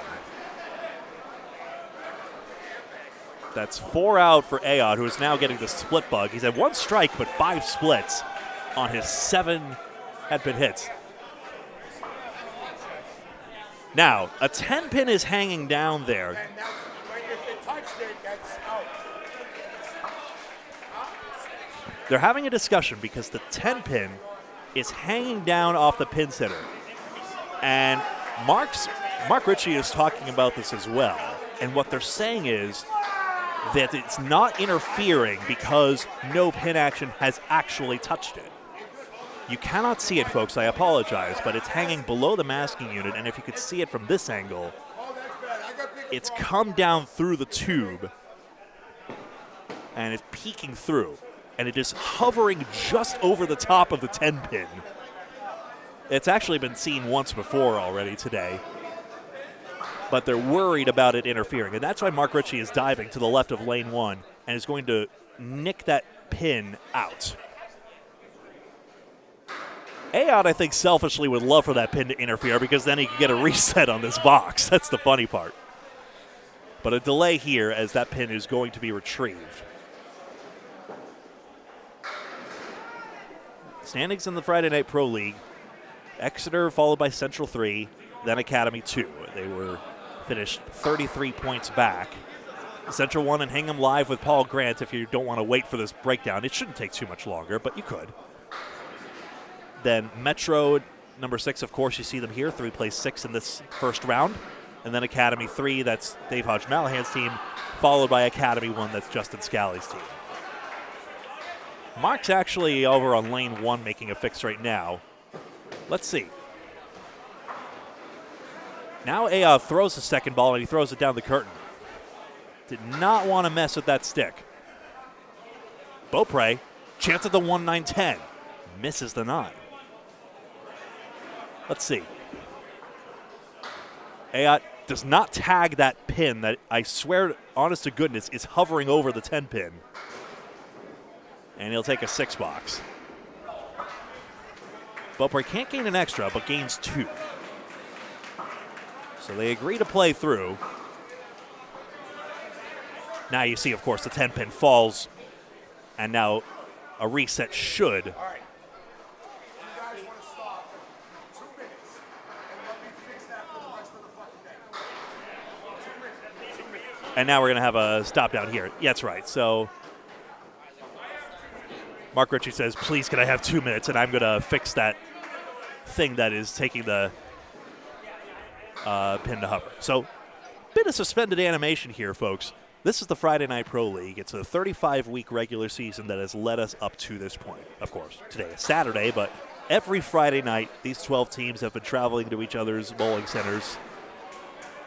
All of Exeter, the 3 teams of Central, the 3 teams of Academy, Hingham, South Shore Country Club, Metro Bowl Peabody, the 2 teams here at Riverwalk by the current and former name of Riverwalk in Lafayette. And then Ryan Family Amusements in Millis, Massachusetts. Hello, Mark's feet.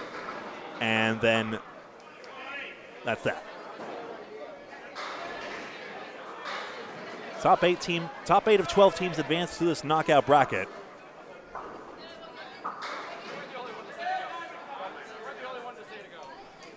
Mark and Melissa Ritchie have owned this wonderful center since 2011. The trickiest part about these pin center machines is that nobody makes them. There are some devoted mechanics who, of course, pass along the knowledge that makes it possible to maintain these. But though the machine age of candlepin really rejuvenated the sport at a time when pin boys were the norm, which is why the ball returns on the outside here, because that's how it used to be here. Of course, the machine age causes a lot of headaches because now there really is no other accepted way for bowling other than to have machine pin setters. Pin boys are, of course, a hazardous situation because of the fact that pins can really fly up, especially at the speed of candlepin. Just ask Phil Clough or anybody who's done it. It's so difficult because of the injuries that can result. The only bowling places I know of that use pin boys still are really old places and Texas 9-pin, where you have to add a special red pin in the center of it. In that game, as we get underway again, in that game, the second best shot you could get is getting all 9 pins in that diamond down. The best shot is getting everything except center red. But Aaron St. Cyr knows what's best in this game. Strike on spare after the delay. Jalbert a spare to match.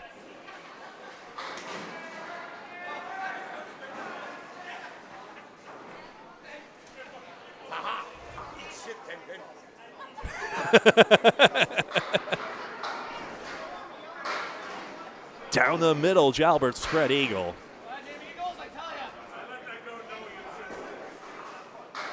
Into this head pin. St. Cyr knows a double would be big for Metro right now.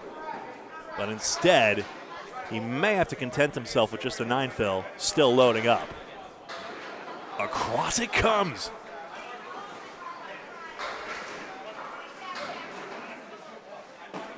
That's the 2-3, in fact. Red line, that should be a fair ball, thank goodness. Otherwise, neither of those pins would have counted. So a 9-fill for St. Cyr. The lead's down to 52, but Academy 2 has some extra marks to fill. So a 10 box and a chance now to look at this scoreboard again. Look at all those marks from the top 3 bowlers. 116 in a ball, 107 plus 2, 83 in a ball, 73 and 96. Smith and Barnes already in triple digits. 465 is confirmed for the team of Metro Bowl. Al Keswick 95.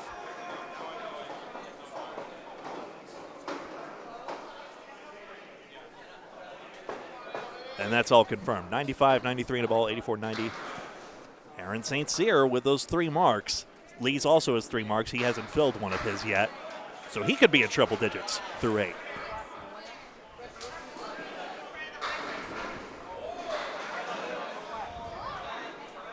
And yes, having no breakdown pair is so tough as well. Which makes the Ritchie's devotion to this all the better. Mark Ritchie, nobody has scored higher in a 3-game match than him. With the asterisk of Chris Sargent having the best first 3 of 5, which is a higher score. Otherwise, no one would pay it any mind. That's gone. 10 pin goes, for Kessick. 4 marks. Smith matches, and he has 1, 2, 3, 4, 5, 6, 7 marks. 134 in a ball. What can Metro do if Smith continues to lead the way?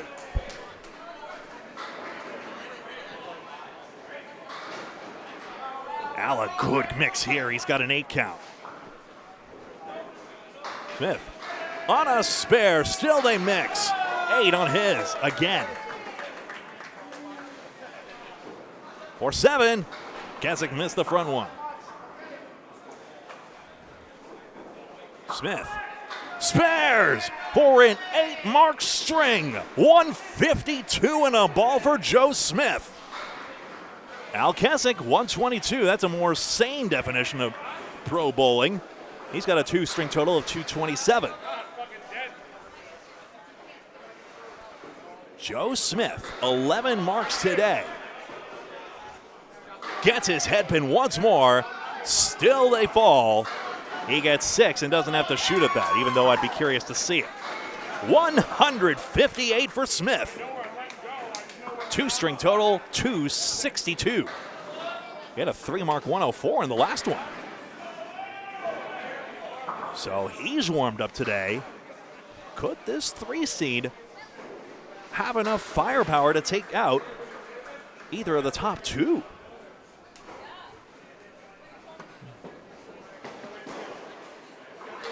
Because they could get it. They could be on pace for an 1800, and that's the sort of score you would need across the 15 strings to get there. Leads 5. Barnes wants a double, can't get the 4-pin.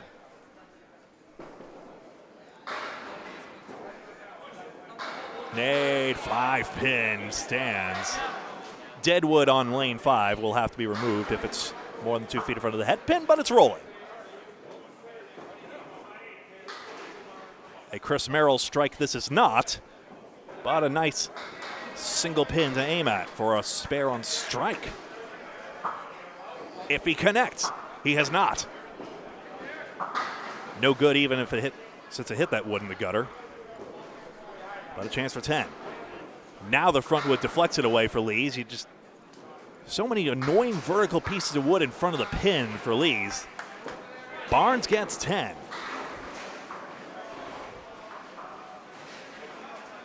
I should note Tim Jalbert had that 9-box in the 8th. That's only the first pin he left standing in that string.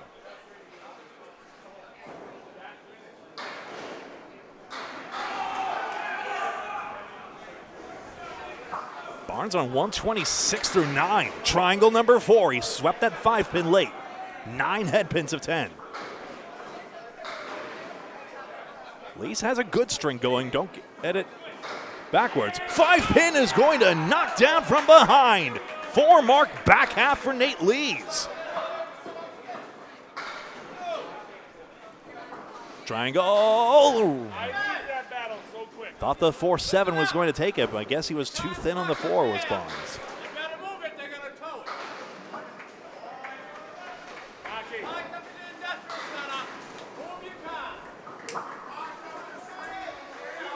136 for Barnes, 2-string total, 270 tops on his team.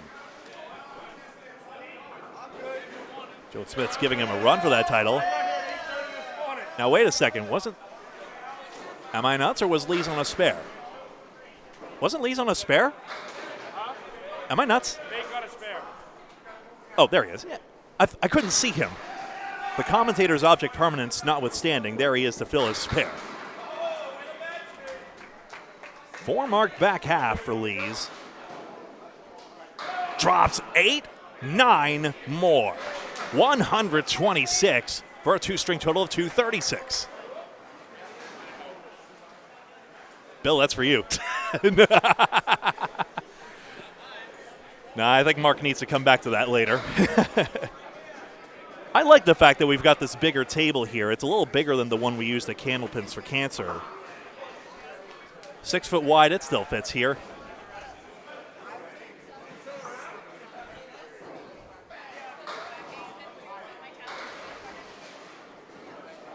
Nick Zuffalato, 2 pins out on the first one.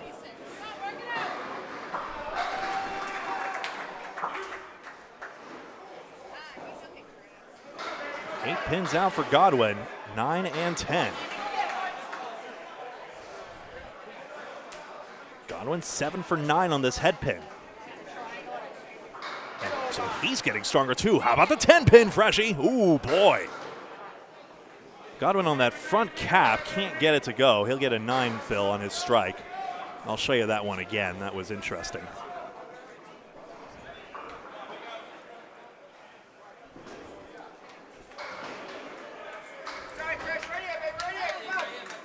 $10 and a $9.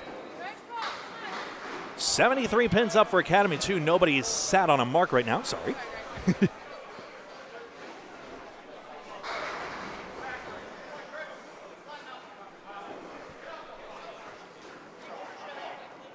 Nick's wife is watching on, and she's wearing the same color shirt. Wonderful. 5 pins out on the first one. Godwin, head pin mashed, 4 pin stands. He's 8 for 10 on his head pin. Freshie was 6 of 10. 2 strikes for Godwin is what he has. Zuffalato 2 spares. 5 pin cluster. Swung too far to the left. Woods behind. Direct hit gone. Dave Godwin, 2 strikes and now a spare. 112 at a ball. He can go 120. 4-pin cluster is going to be tricky here. 2's fine out of that.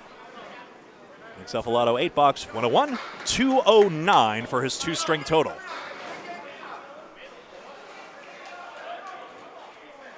I have the strangest spreadsheet in the world. That means 9 over 200 for Freshie. Take my word for it. Explain to the people here. Godwin 4 more, 116 for a 2-string total of 224. Now over to Keith Beaupre and Jimbo Ayotte.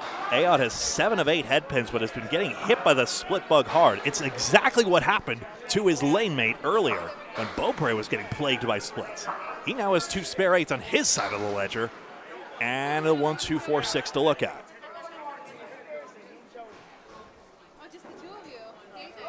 Yeah. Too thin. Oh, strike! I thought that was a thin hit, but Ayotte has found a way to drop them again. Second strike. Beaupre. Just a 1-2. Maybe on the outside. Where's Paul? A few lanes over on lanes 1 and 2. Where can you find him? On YouTube. It's a separate stream. I'm not sure what it's titled. But he's covering the 4 versus 5 game. I have no idea how that's going, but if you hurry, you can catch him waving the paper in front of his face for the score. In front of your faces, folks, of course.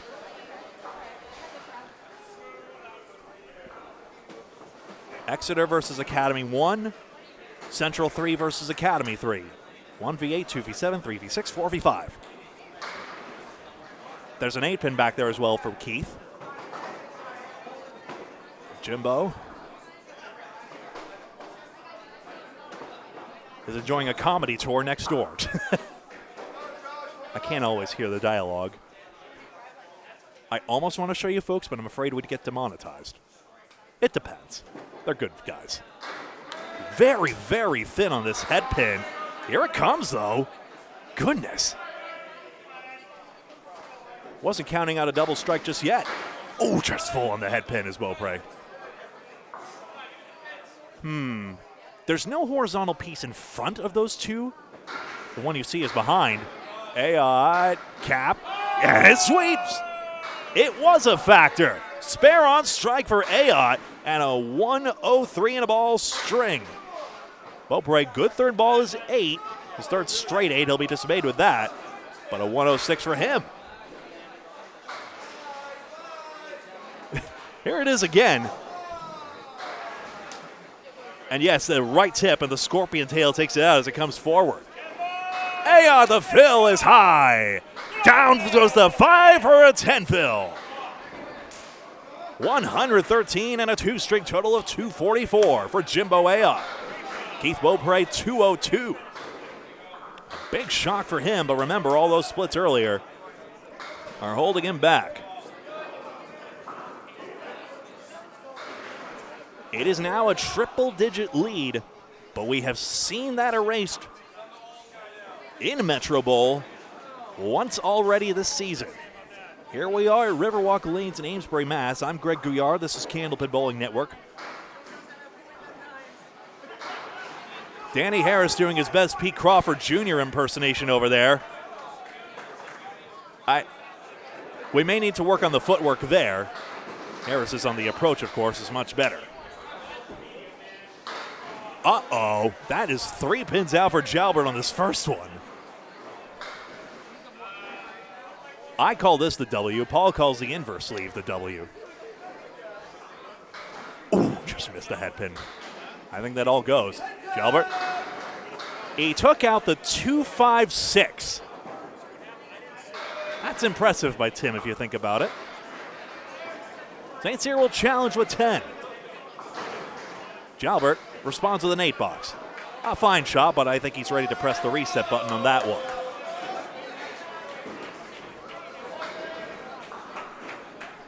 $101.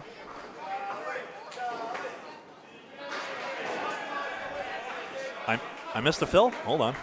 Whoop. St. Cyr just 2 out. Oh, it wasn't on a fill anyway. What am I thinking? Thanks, Calvin. It was apparently a 2-pin punch-out, just the 1-8.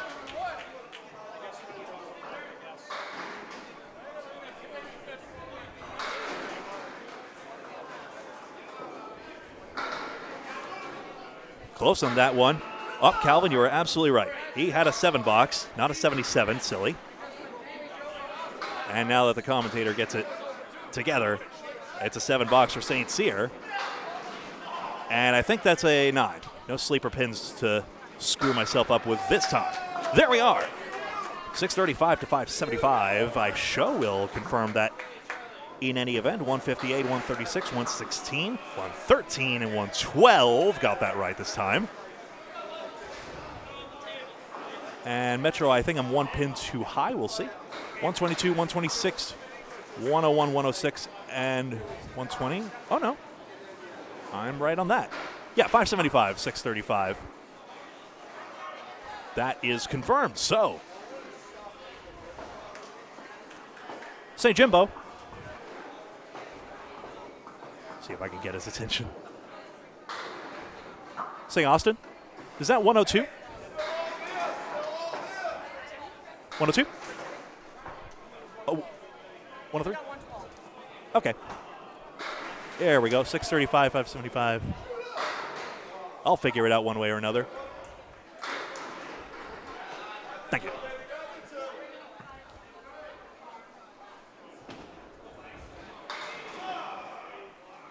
Yeah, it says 102 on the score sheet. I was right. Okay. This is like me at Worlds when it was down to the last box versus Fenway at A+ Accounting. What is the score? What is the score? First box is underway, you see there. I'll reset the score sheet, and we'll get set again. String number 3. Total pinfall is all that matters in this one, folks. Closer Smith on the front pins, nothing doing. 4 and 2 washout. Nearly makes for Kessick.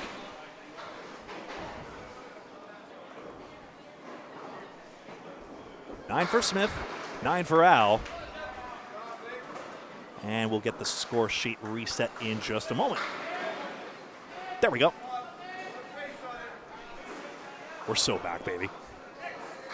Smith, crossover side, down goes the 5. He is going so well today. The wood's going to be annoying, maybe. 5 pin, roll back. It's off the plate edge. Gone, strike. The plate edge is recessed, so when a pin rolls over the lip of it, it can go, as we saw an extreme example of at Easter. I swear I won't keep bringing it up, and I have no idea how Smith threaded that needle.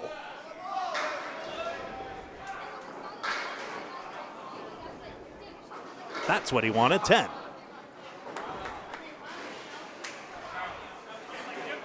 And you see that wood, so it escapes the plate edge, but actually doesn't. It hangs up on it, and down goes that 5.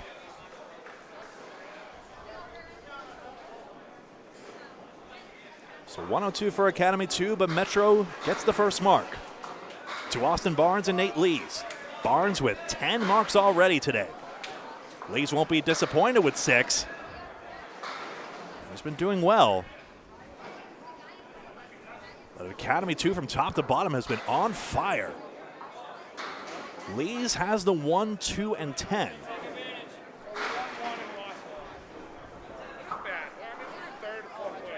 Laurie Lewis on hand watching as well. Just a 3-pin for Barnes. 1, 2, 10. Barndor in front of the 10. Here comes Wood, swerved away. Like an annoying driver that misses their exit and wants to get on the off-ramp anyway. Just take the next exit and follow signs to rejoin the highway in the opposite direction. What are you doing? Next time you see someone like that, please honk at them for me. Thank you. 9 box aside.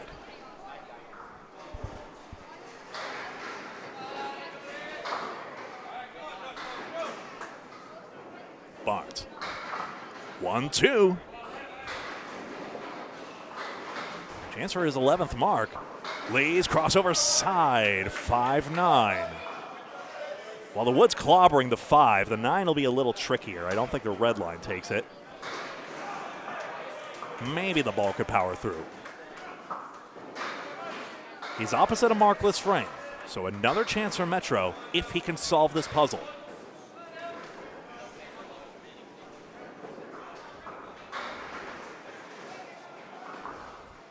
Five nine goes left Wood off the cap, and it's behind everything and deflects away. Now, of course, he'll go for the broadside and be assured of basically 9, just like Barnes has. We'll never know at 8 box. Still 46 more boxes. They have to gain more than 2 pins per.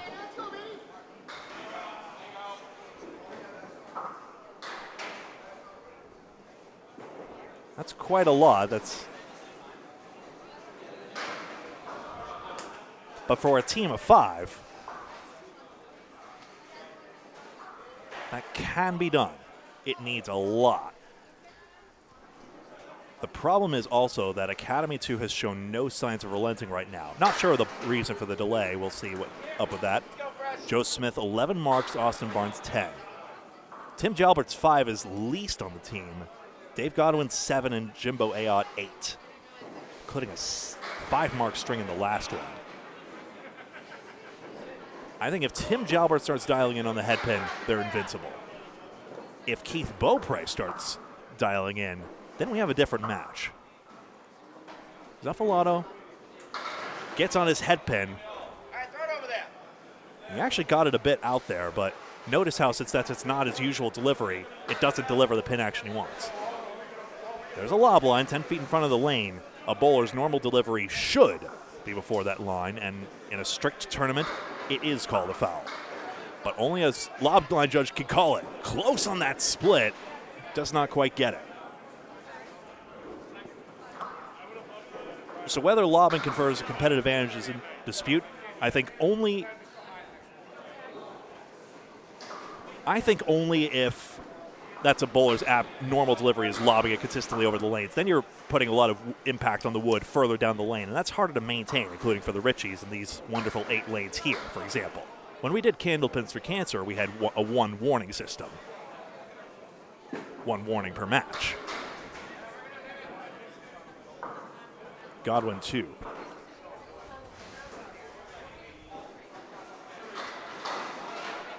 and triangle number 3.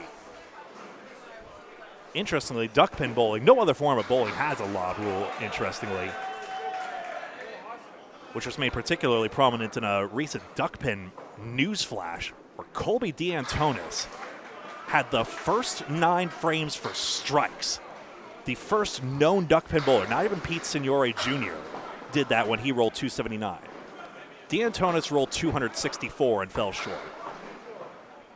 But in duck pin, he, like many, many other bowlers, had a loft that was really all the way out there. So it's jarring if you're used to candle pin or 10-pin bowling even, and you're used to seeing the ball really planted down further or back on the lane. Keith Beaupre and Jimbo Ayotte. But again,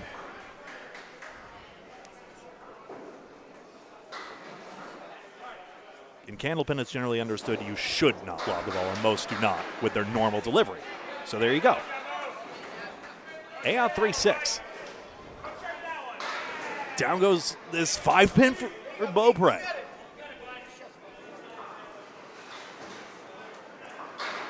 That diagonal piece should contact the horizontal piece. This should be fairly simple for Beaupre. Ayotte's got to get on this front one. He does. His 9th mark today. Beaupre, high wood, yes. Connects perfectly, and now they'll have to fill each side. Metro has the extra mark. You see it on screen. 1 pin, but 1 extra strike.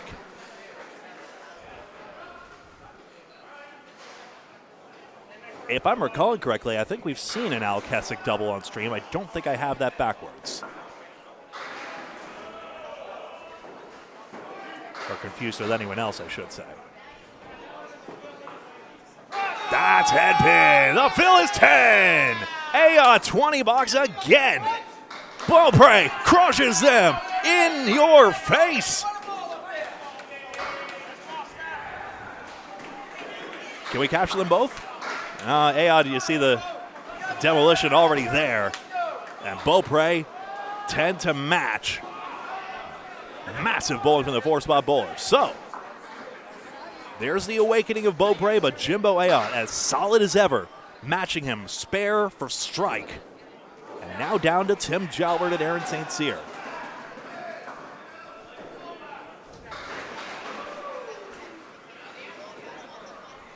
Again, my fear for Metro, I'm an impartial commentator, but from Metro's perspective, if Jalbert awakens, I think it's all over for them.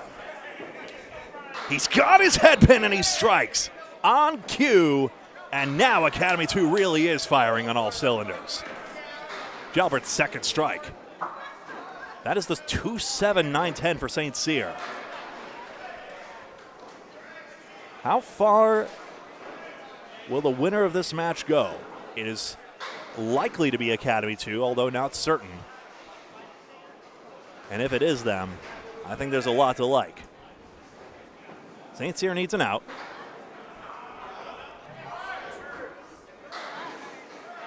Contacts red line, takes out 3, so 9 is fine out of that. It proves to be pretty low stakes when you only leave 1 pin standing. Obviously, you'll be very sad if that's the single pin you lose a match by, especially if you put in that Herculean effort to come back. Never throw a 3rd ball away. You never know which pin will win. Tim drops the 3-pin 2, no double. 2-4-10 for St. Cyr. Jalbert, single pin spare on strike, yes. Another 20 bucks for Team Academy 2. Aaron, can he show us a shot off the 4-pin?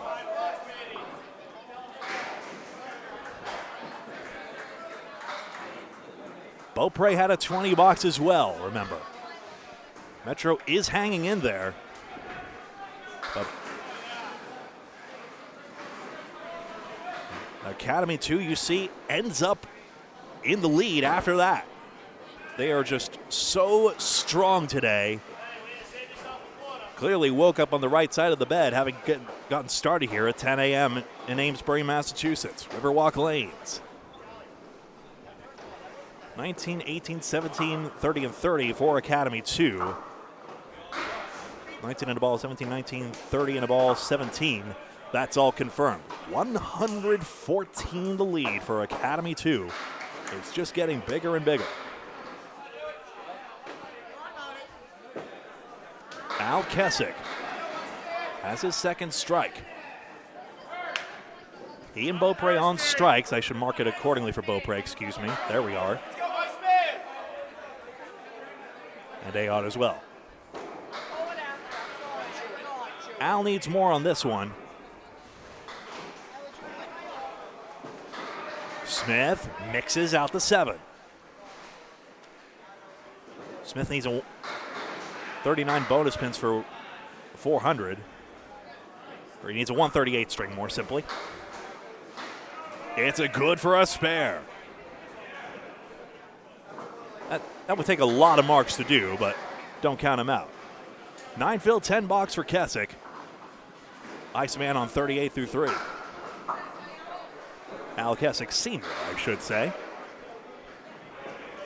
That's how it is on the back of his shirt. He's in there, I thought, but he's got the 5-9-10. Smith crossed over, left that. 6, 7, 8, 9, 10 is only adjacent numerically, I'm afraid. 5 fill. Spare. Nice trampoline for Kessick. 2 marks. Doing his part to build the foundation. Smith, can you slice that across? Goodness gracious. 6, 8, 9, 10 got taken out, but not 7.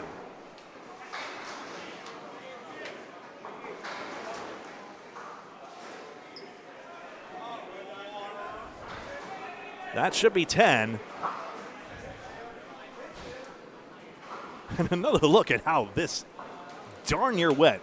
All the way on the outside of the 6-pin. Got the twirly bird, but then it came forward, and that's why it didn't carry all the way into the 6. What a bit. And a quality 10 out of that to boot. Nate Lees and Austin Barnes.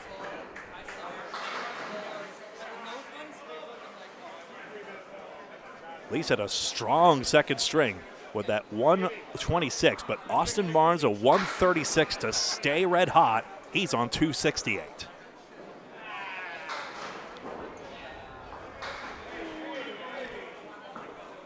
Head pins in this match have been 10 in favor of Academy 2, by the way. 1-8.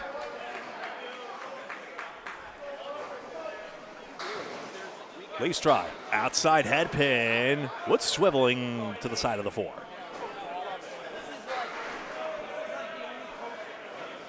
Barnes.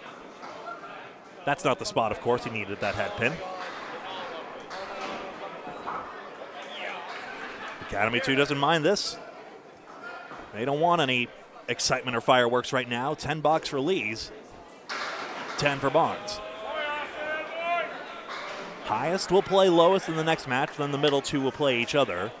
That'll be on a separate stream here on Candlepin Bowling Network. Please make sure to like us on Facebook and subscribe on YouTube, and hit that bell icon on YouTube as well if you're logged in. That way, you will be in the know. Barnes. Looked good. Thank goodness that 7-pin doesn't go.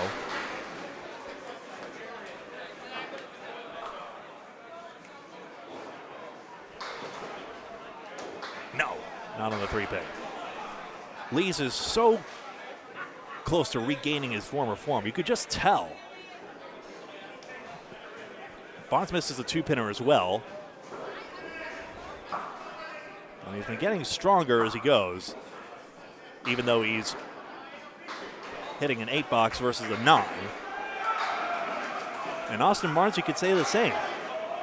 It may be a little unfair. I've said Barnes has been struggling. Barnes has been struggling. It's been fine, honestly. Austin's had a 112 average, which is below where he has been.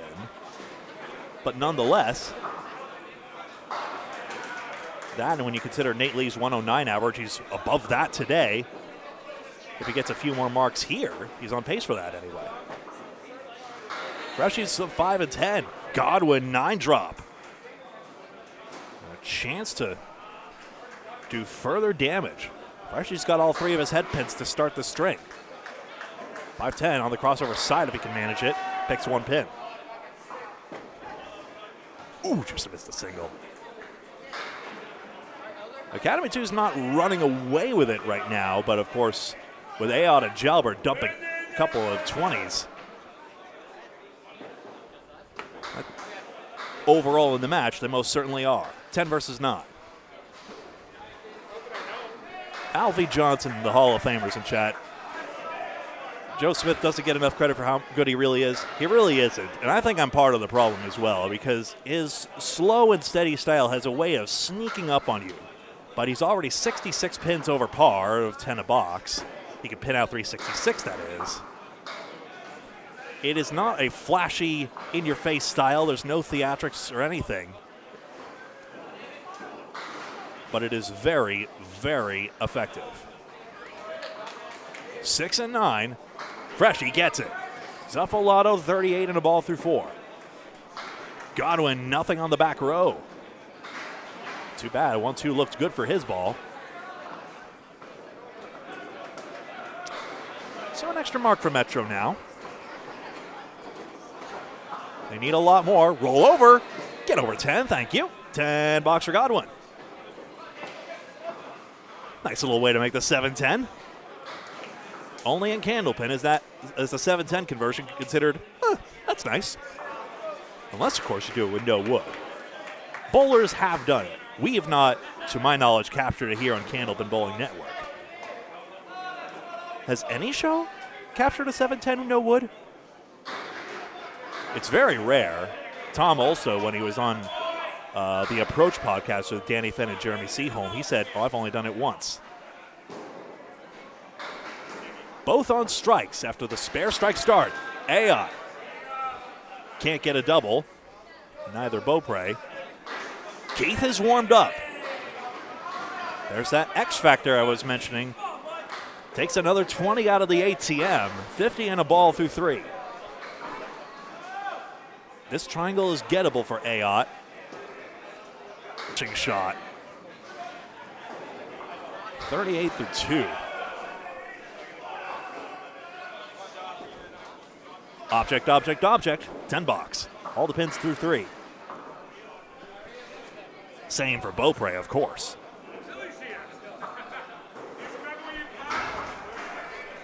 Keith had a lot of 20s during a recent, I think when we saw him at 1-7-10 Augusta, if I'm remembering correctly. I thought he was going to have a Dutch half. Did he get a strike here? No. 9 fill on the spare. Aod pushing, 7-8. That's his gettable. These 4-spot bowlers, that's gone. Beaupre did not need to look at that partway down the lane. This wood looks pretty well configured for Aot. Question is, will the ball deflect into the 7? Because, well, the bottom pin or the wood might. Oh, the right side cap, though. So another chance gets away. Both these 4-spot bowlers are 4 for 4 on the head pin. This is quite a duel in this third string of 3. That's foul. That'll be a 9 box, and the first pin left standing for Jimbo. 57 through 4. Metro needs a lot more, but they're doing everything right, especially Beaupre. I'm cutting in and out again? Okay. You know what? One sec. I'm going to try a different channel and see if I do better here. That's even louder than I thought it would be, but all right. Crank it back a little bit. If I'm blowing anyone's eardrums out, please advise. Spread eagle for Aaron St. Cyr. Jalbert strikes. I didn't peak the audio level. That's good, because that's a big, exciting 20 box, as now Jalbert gets a 20 box again.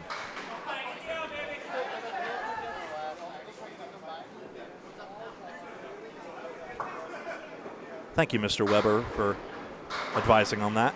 I know that's been a comment before as well. Right, Sarah? That was good. 8 box for St. Cyr gives away a couple more.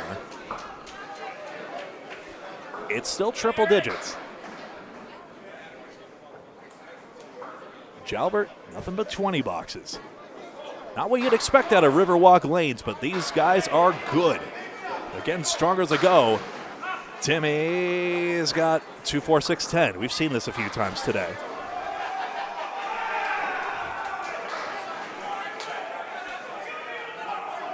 Thanks, Calvin. I just wasn't... Mark wasn't the only one who said it. That's why I got a little paranoid. Ooh. Front wood deflected away for Jalbert. No mark.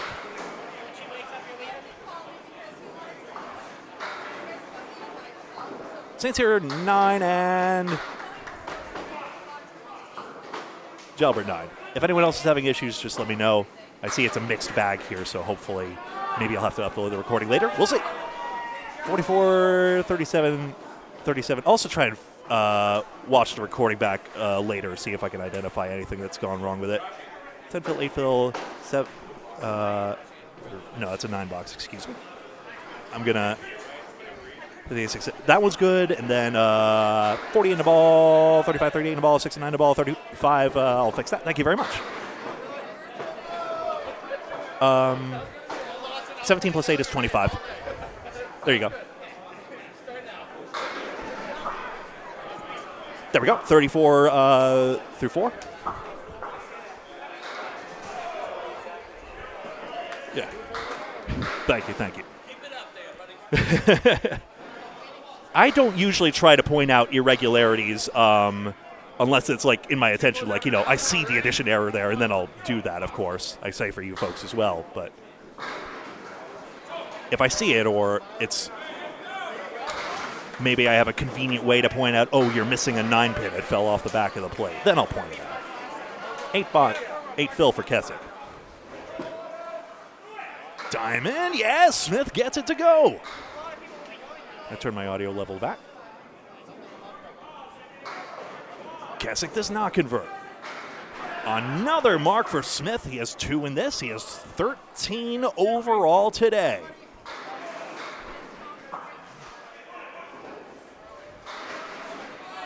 Score at 9. All right, I'm back here. I know, but they were next to each other. And left Oh, good. Yeah. Excuse me? Did we have another drink? I know one thing's for sure. It ain't Riverwalk Lanes, Internet. Riverwalk Lanes, of course, 8 beautiful wood lanes. Nice jukebox, nice bar back there as well. And a nice lead for Smith. 4 pins out for Keswick on his. Oh, Joe's lifted to the right this time. Just didn't get it all the way out there like he usually does. Al's getting good count on this. That's what he wanted. Joe Smith, the 10 box. Still, though, nothing big and flashy. That keeps Academy 2 on the gravy train right now. I'm sure there's a vegetarian alternative if you're so inclined. 269 to 250 in this string. Total pinfall is all that matters in this quarterfinal match. The semifinals will feature highest versus lowest, and then the middle 2. Austin Barnes and Nate Lees, no marks yet. They had great second strings each.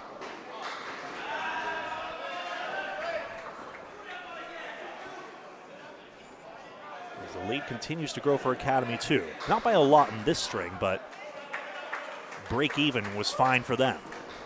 Barnes, head pin. Cavalry's coming for the 5. It's hit. It's not dropping, though. Lees. Gets away. And a chance for Barnes to plow this plank in. Yes.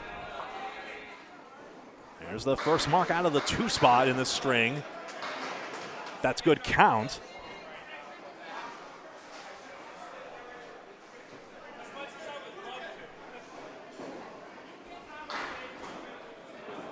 Lees gets a 9 box. Greg Gouillard here on Candlepin Bowling Network. Paul Grant live on another YouTube stream. He's featuring Hingham versus Central 1 and whoever else is in camera shot. 3 versus 4 has had Academy 1, and that's Exeter. Aaron Fontaine as a substitute, you see there. Very formidable substitute at that. And then Academy 3 versus Central 3 on lane 7-8. Exeter, the champions of the regular season. Barnes gets 6 on his spare. Lee's, that 3-pin is worth more alive than not. More alive than unalive is the algorithm conscious say these days. Now the 1-7-10.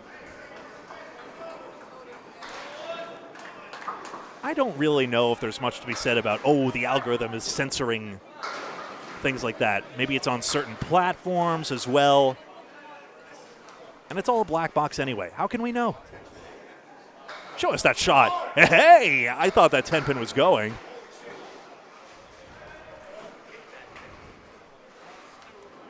$9 apiece. That got a rise out of Mark Ritchie back there, who has this as a jackpot shot during King of the River. All right, now comes these 2 spares for Metro. They desperately need some big count here.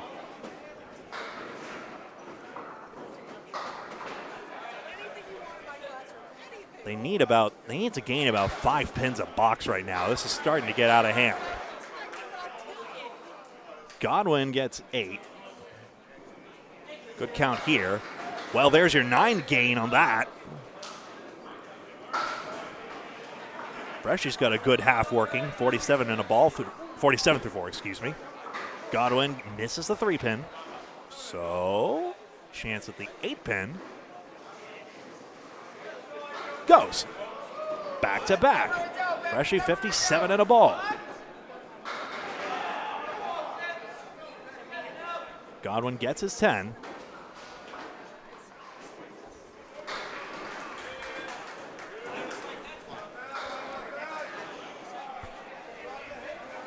Hello, Regan and everyone in chat.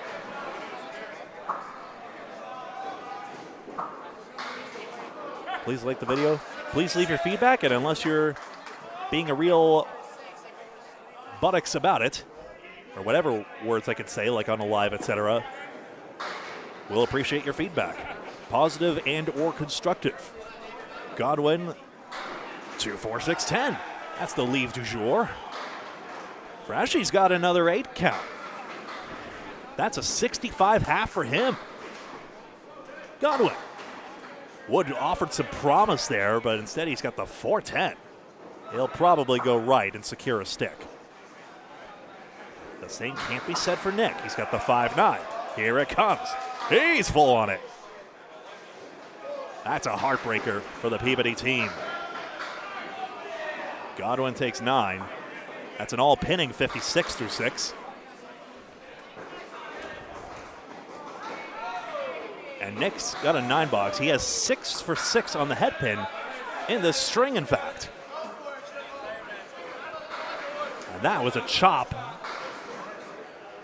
at the worst possible time. Now Keith Beaupre, who is on the front 4 marks. Ayotte had spare strike. Jalbert had strike, spare strike on the other side. Otherwise, this triple-digit lead would have been shrinking for Academy 2 by now, you would think. Mark inspecting his machinery. I think he said a few. He's good at what he does, and yet I think he said a few prayers this morning, hoping he wouldn't have to utilize any breakdown lanes that he doesn't have. Fantastic work as ever. Riverwalk Lanes, of course, the home of the former classic Candlepin show as well. 3-6-10. Beaupre, skinny slice. 2-7-8. 76 through 4. Ayotte can run this down. Already working a 60 half. He's outside on he rang the 6.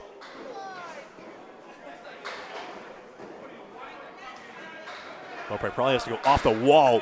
Wow, made the 2 sticks. You can be proud to hold out the 2 fingers on that one. That was impressive.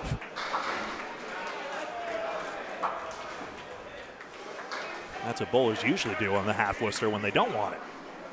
10-10.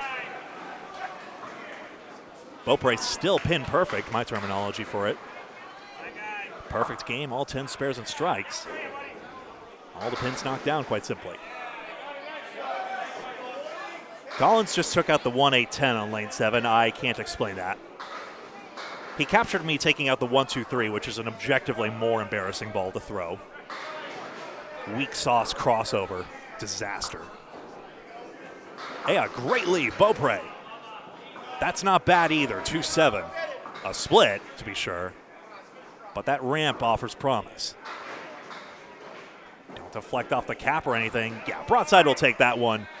Aon, who's 6 for 6 like Beaupre, gets 76 in a ball. And Academy 2 just has an answer for everything.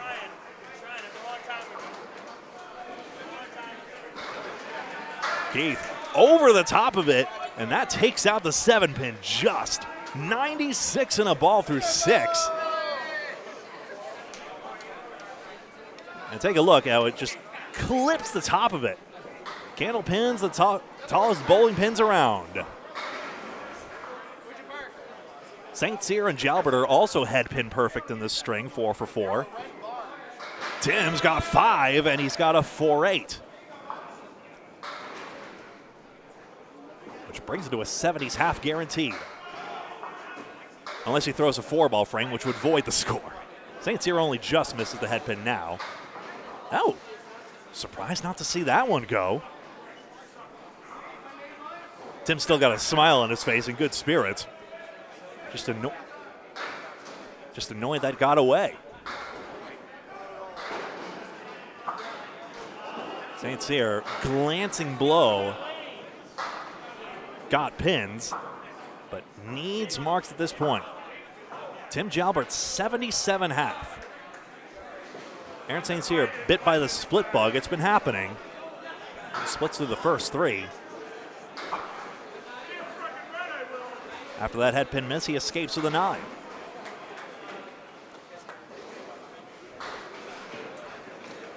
$77.5 for Jalbert.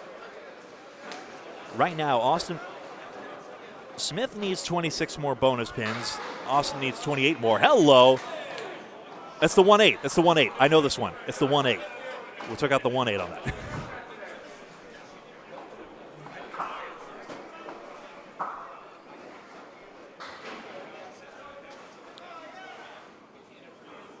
Ayout would need 40 bonus pins at this point. Down goes the 5 or the 8? Guess not. Make a liar out of me, why don't you? Show us a shot, Jalbert. Goodness gracious. Timmy had a good ride on that one. 3-6.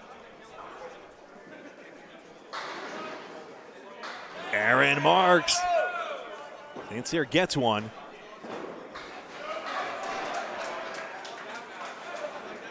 Jalbert gives away 2. 85 through 6. And a score check. 20 boxes remain, so still Metro has to gain 5 a box, and it's fewer boxes still.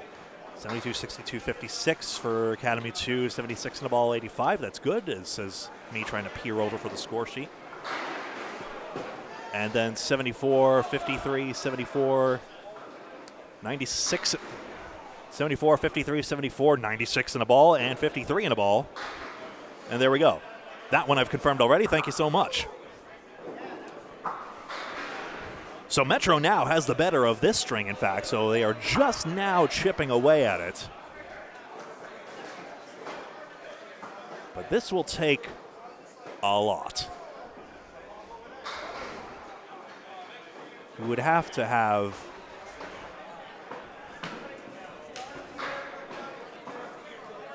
you have to gain 5 more pins per box. That will take a lot. But no time like the present. Al Kessick has had 9 marks here. That is tied most on his team with Keith Beaupre. He has been solid throughout. Another Joe Smith type where, not that any bowlers obliged to pay any attention to each other, but if you, the viewer, don't pay attention, good bowling like that triangle leave will sneak up on you. Smith say the same. He gets his head pin. 3, 5, and 7. A split, but he keeps the wood on in the play. Keswick spares. That win is won. 84 and a ball. Smith cannot get the 7 to go. Every spare you gain that they don't.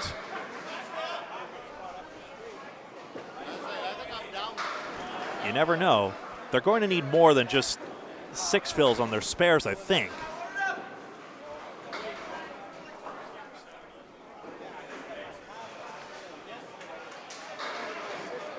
Keswick gets an 8 count.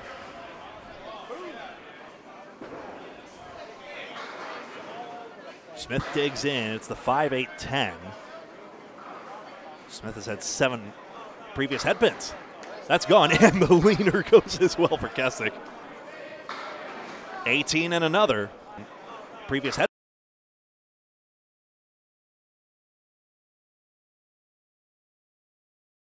One. That's going quite well, but Smith has responded with a spare. 92 and a ball through 8. Metro is chipping away at the lead. Is it soon enough?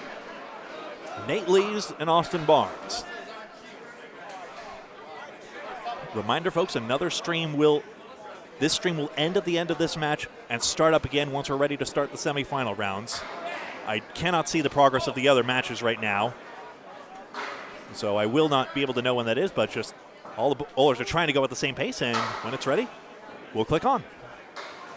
Uh-oh. Just one. No pinning excitement for Academy 2, please. They don't want that. Lees can't make this mark. 2-4-6 was always going to be a bear.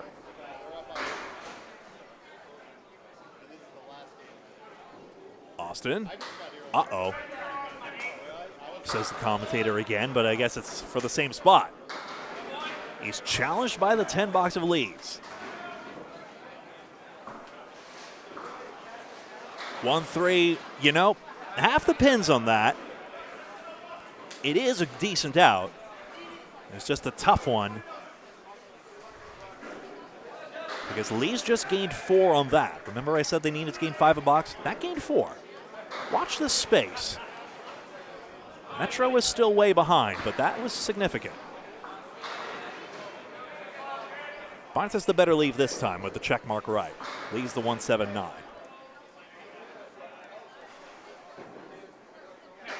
Nate's missed this head pin and nothing sweeps back. Chance for Academy 2 to put the screws on. Academy Lanes, Haverhill, Massachusetts. Spare! Is the name of where they bowl out of. We're here at Riverwalk Lanes, Amesbury. Nate Lees checks the pin, 73 through 8. So you see, Metro has a string advantage, but they need so much more. Godwin has slowed down, but he has 7 marks so far. Freshie has been consistent. 3 marks in the first, 2 in the second, and 2 in this one already.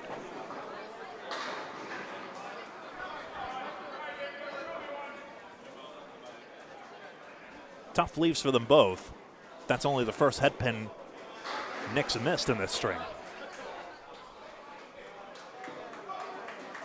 He's on the 1-2, he spares! Brilliant! The 5-pin swept aside beautifully. You're gonna see that one again. Getting dragged off like the stagehand with a cane in ye olden days. A 9 for Godwin. Watch again.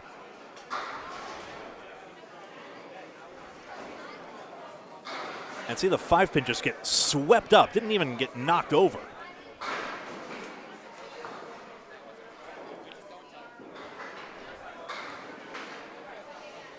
Freshie's got 4 on this fill. Not a good development for the 6th seed.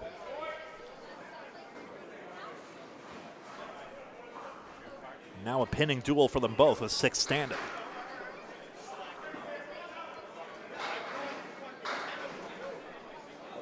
It can go.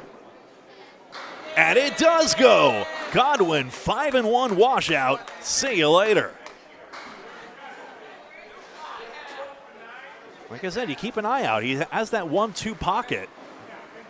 He gains 3 pins immediately. Keep an eye on that.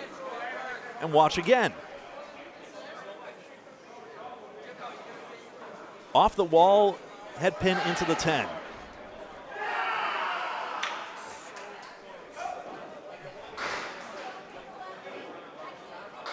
Ayotte and Beaupre. Marks are flying now, so there's still some variance in this 89-pin lead for Academy. Beaupre drops 9. He's still red hot.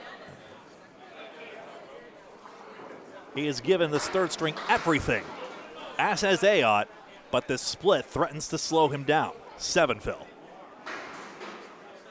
Responds to the fill. Beaupre missed it by a board. Whoa. And what a slice by Ayotte over the 5-9, not into the 6.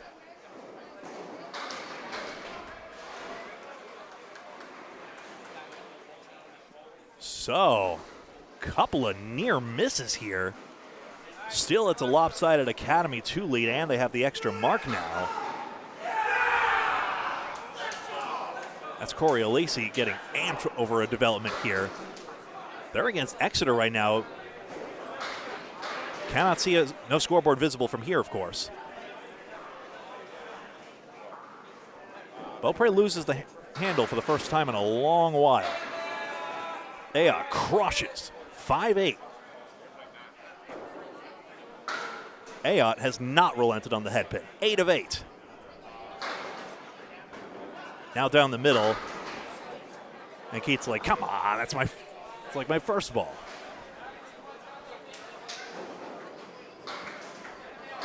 Ooh, just a 5 pin.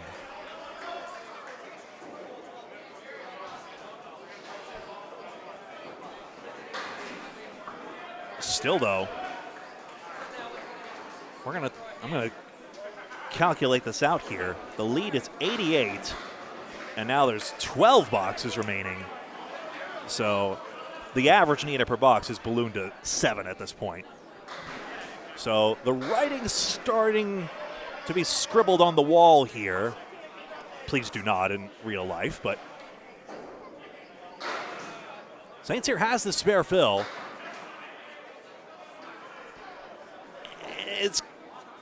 It's in the neighborhood, but it's just, I fear that might not be enough for Metro. What a fantastic resurgence for the team this year as St. Cyr runs down the Horsemen for back-to-back spares. Jalbert, who only just now missed his head pin. I said if Tim Jalbert starts dialing on this head pin, it would be monumental to Academy 2's chances, not just in this match, of course, but down the line as well. He only just missed the head pin. He had the front 6. So this is great news. In fact, they're almost at 75% head pin accuracy. Metro's not far off. St. Cyr and 9 drop on the spare. And just one for Jalbert. Tim again having to fight for sticks. Aaron's got this spare. He has 3 in a row, 88 and a ball. They really have to start hoping that all of Smith, Barnes, and Godwin shank their fills. We'll see about that. That's consequential, all those back row pins that spilled out. Jalbert's missed his head pin twice, but because of the action, the least he could get is 8, and he gets the most instead for 10. So 71 pins unofficially, I'll confirm, for Academy 2, plus that extra ball. 92 in a ball, 78 in a ball, 75 in a ball, 101 and 103.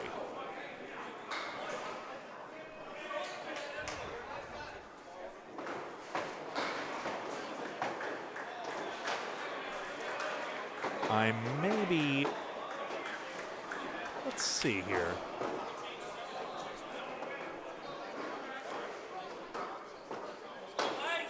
Bev, can I bother you? No, I may not.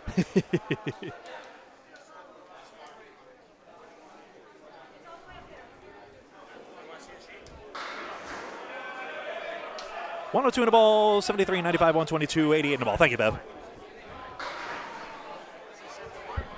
71. Thank you, Dave. 71 pins, the official margin confirmed. Thank you.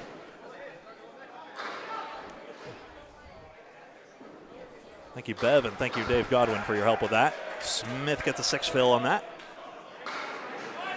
Kasich, get over 6. Seriously? You wanna? You gotta. It's 8.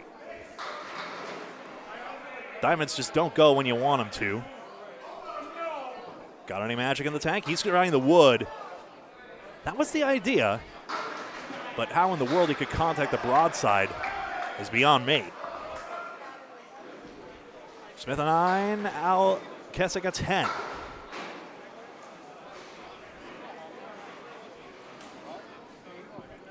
Smith is right back to being totally accurate on the head pin. 3, 4, 6. Splits. Al around the 5 pin. Great string cooking for him. He's got 4 marks and a chance for another. Smith close to that split conversion. 5 pins gone. Al Kasich 130 in a ball. A great finish. So Joe Smith 117, 3-string total 379. Smith's average is 117, so he was 28 pins over average. Al Kasich, last ball in the 10th, 7 more for 137 and a 3-string total of 364. North of a 120 average. It's looking like the beginning of the end.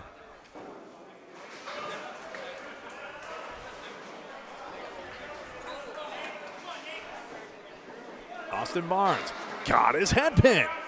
It's 9 more. 87 through 8.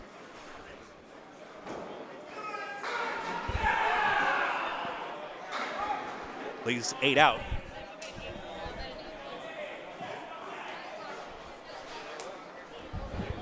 Some eagle-eyed spectators, 138 for Al Kasich as Barnes converts that spare. So Al Kasich 365. Lees, no 7 pin. The wood spun out shy of it.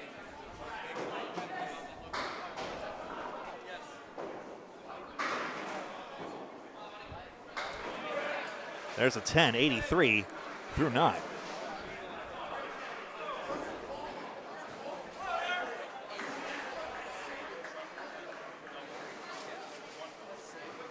It was last minute, Chris. Thank you. That's why the fill was wrong by me. Austin, that was on a spare, of course, 100 through 9. Lees. Right down High Street for a spread eagle. Haven't seen one of those in an eternity, it feels like. 1-3.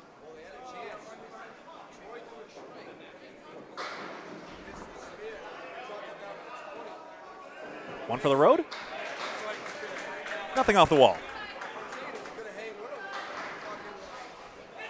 Haven't seen a streamed eagle in a hot minute. That's 10. Austin Barnes 110 and a 380. Lees completes the 10, and he ends up with 329. Went markless in that one, had those 3 splits in the back half that didn't do him any favors. So that's an all-pinning 93 by the by.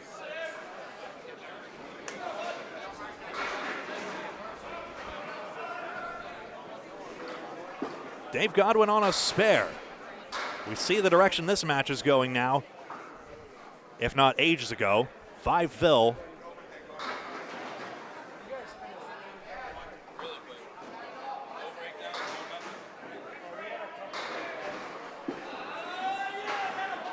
Ooh, that would stymie the action. I think without it there, I think Dave had a better chance. Next try, 189. Off the wall. Tap over 8 pin. Thank you very much. 8 box for Godwin. Here's why this didn't go for Godwin. It's off the front. It was off the cap of it.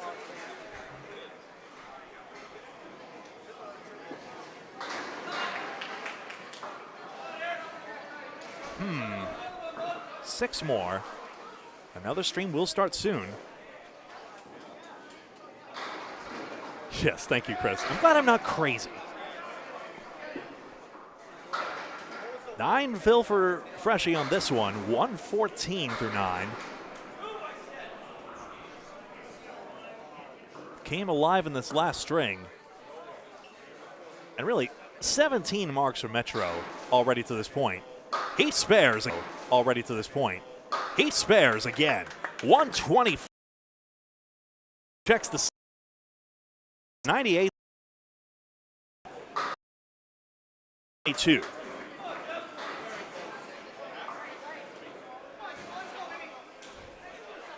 Last ball for Nick.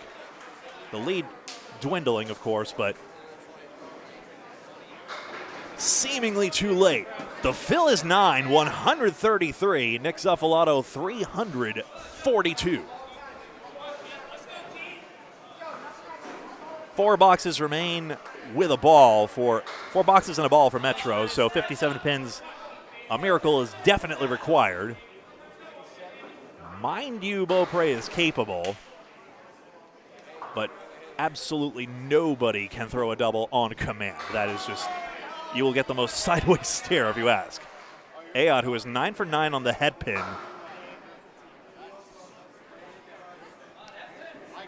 Drop 7. Keith won't strike on this one. 8 more. Ayotte gets the 7 to go somehow, some way. 4 marks for him. 111. And Beaupre spares the match. 132 in a ball. It's a 6-mark string for Keith. I'll show you Ayotte's. Notice the unorthodox way the 7-pin fell. From behind. To Phil. Good mix at 7. And not a head pin perfect string, alas. Beaupre 4. Nick Zuffalato being a perfect captain, encouraging his team every step of the way. Obviously, we see where it's going, but giving it every ball just matters in the long run, even if this season's over. 128 in a ball for Jimbo Ayotte, a 5-mark string. Keith, to full. Story of his life. Really, the only reason he's not going to average 120 is because of all the full hits he's had today. Hey, what a shot that was for a 10. 146 and a 348. I'll wait for this bonus ball to go before I show you that sweet 2-2 conversion. Last ball, Ayotte. Thought it was a spread eagle. Well, it is a full hit. It's 7. 2-2 conversion. Last ball, Ayotte. Thought it was a spread eagle. 7. 170. We're about, I can't tell. Anyway, real quick, that 10 box by Beaupre. Toss across, gorgeous. Bringing it on home, Tim Jalbert and Aaron St. Cyr. Tim Jalbert, an 8-mark day. Joe Smith and Jimbo Ayotte tied for 13. That's tops on Academy 2. Mixing 9 is St. Cyr. Bills of 6, 9, and 9. Whoa, around the 6-10 is Jalbert. 5 pins gone. 4 marks in a row for St. Cyr. 10 box, you see the tempo quickening up here. but some great bowling nonetheless. Metro, a valiant effort in this string, shaved away 44 plus, maybe 50 pins. But Academy 2, so strong in the beginning, will advance to face whoever they may face. Add 3 more to St. Cyr. It is 110 through 9. Jalbert goes 11. 3 to begin, 1 on the end, 123 in the ball. Show us a shot, Aaron. They're falling. Just the 4-pin. Interestingly, that makes Aaron St. Cyr fall just short of 360. It will be 359 with that 10. One more ball, it's 2, who cares? Tim Jalbert, 125 and a 340. There's the results on your screen. I'll confirm the final score. It's an exact 1,800 for Academy 2, unofficially anyway, to advance.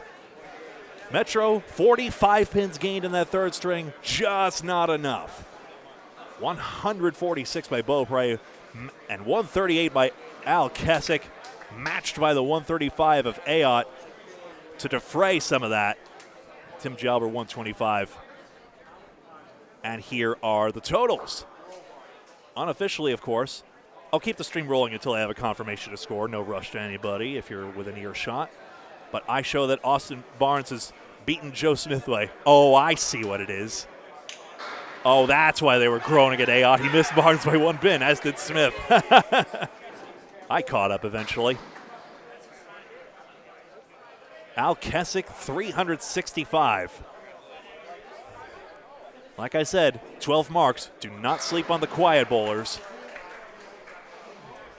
They will produce murderous results when you least expect it. Oh, unalivable results. Is that how they say it?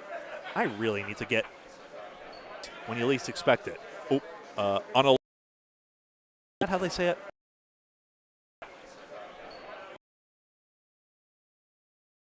So I show an exact 1,800. By the way, while we wait for the score update, the stream will disconnect soon, but we will start a new one with a new match as soon as it's done. Exeter and Academy 1 are in a heck of a match right now. Maybe, just maybe, there might be a way I can get across to see what's going on.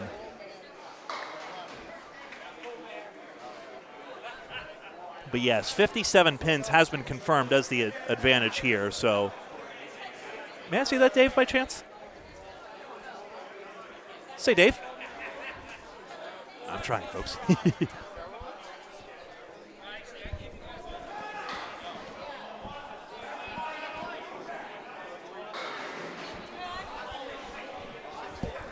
Hingham by 25 pins over Central 1, 1743 to 81. And all the scores we see here are confirmed. Thank you so much to the scorekeepers for helping us out on that.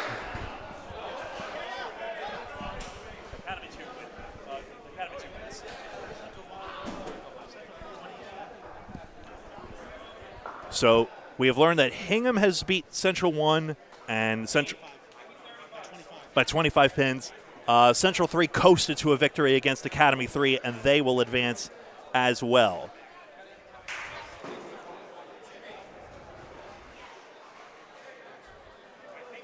The Academy 1 versus Exeter match has just concluded. I'll tell you what, we're going to leave it on a cliffhanger here. Thank you very much for watching. We'll be right back with another stream in just a moment. This has been Candlepin Bowling Network.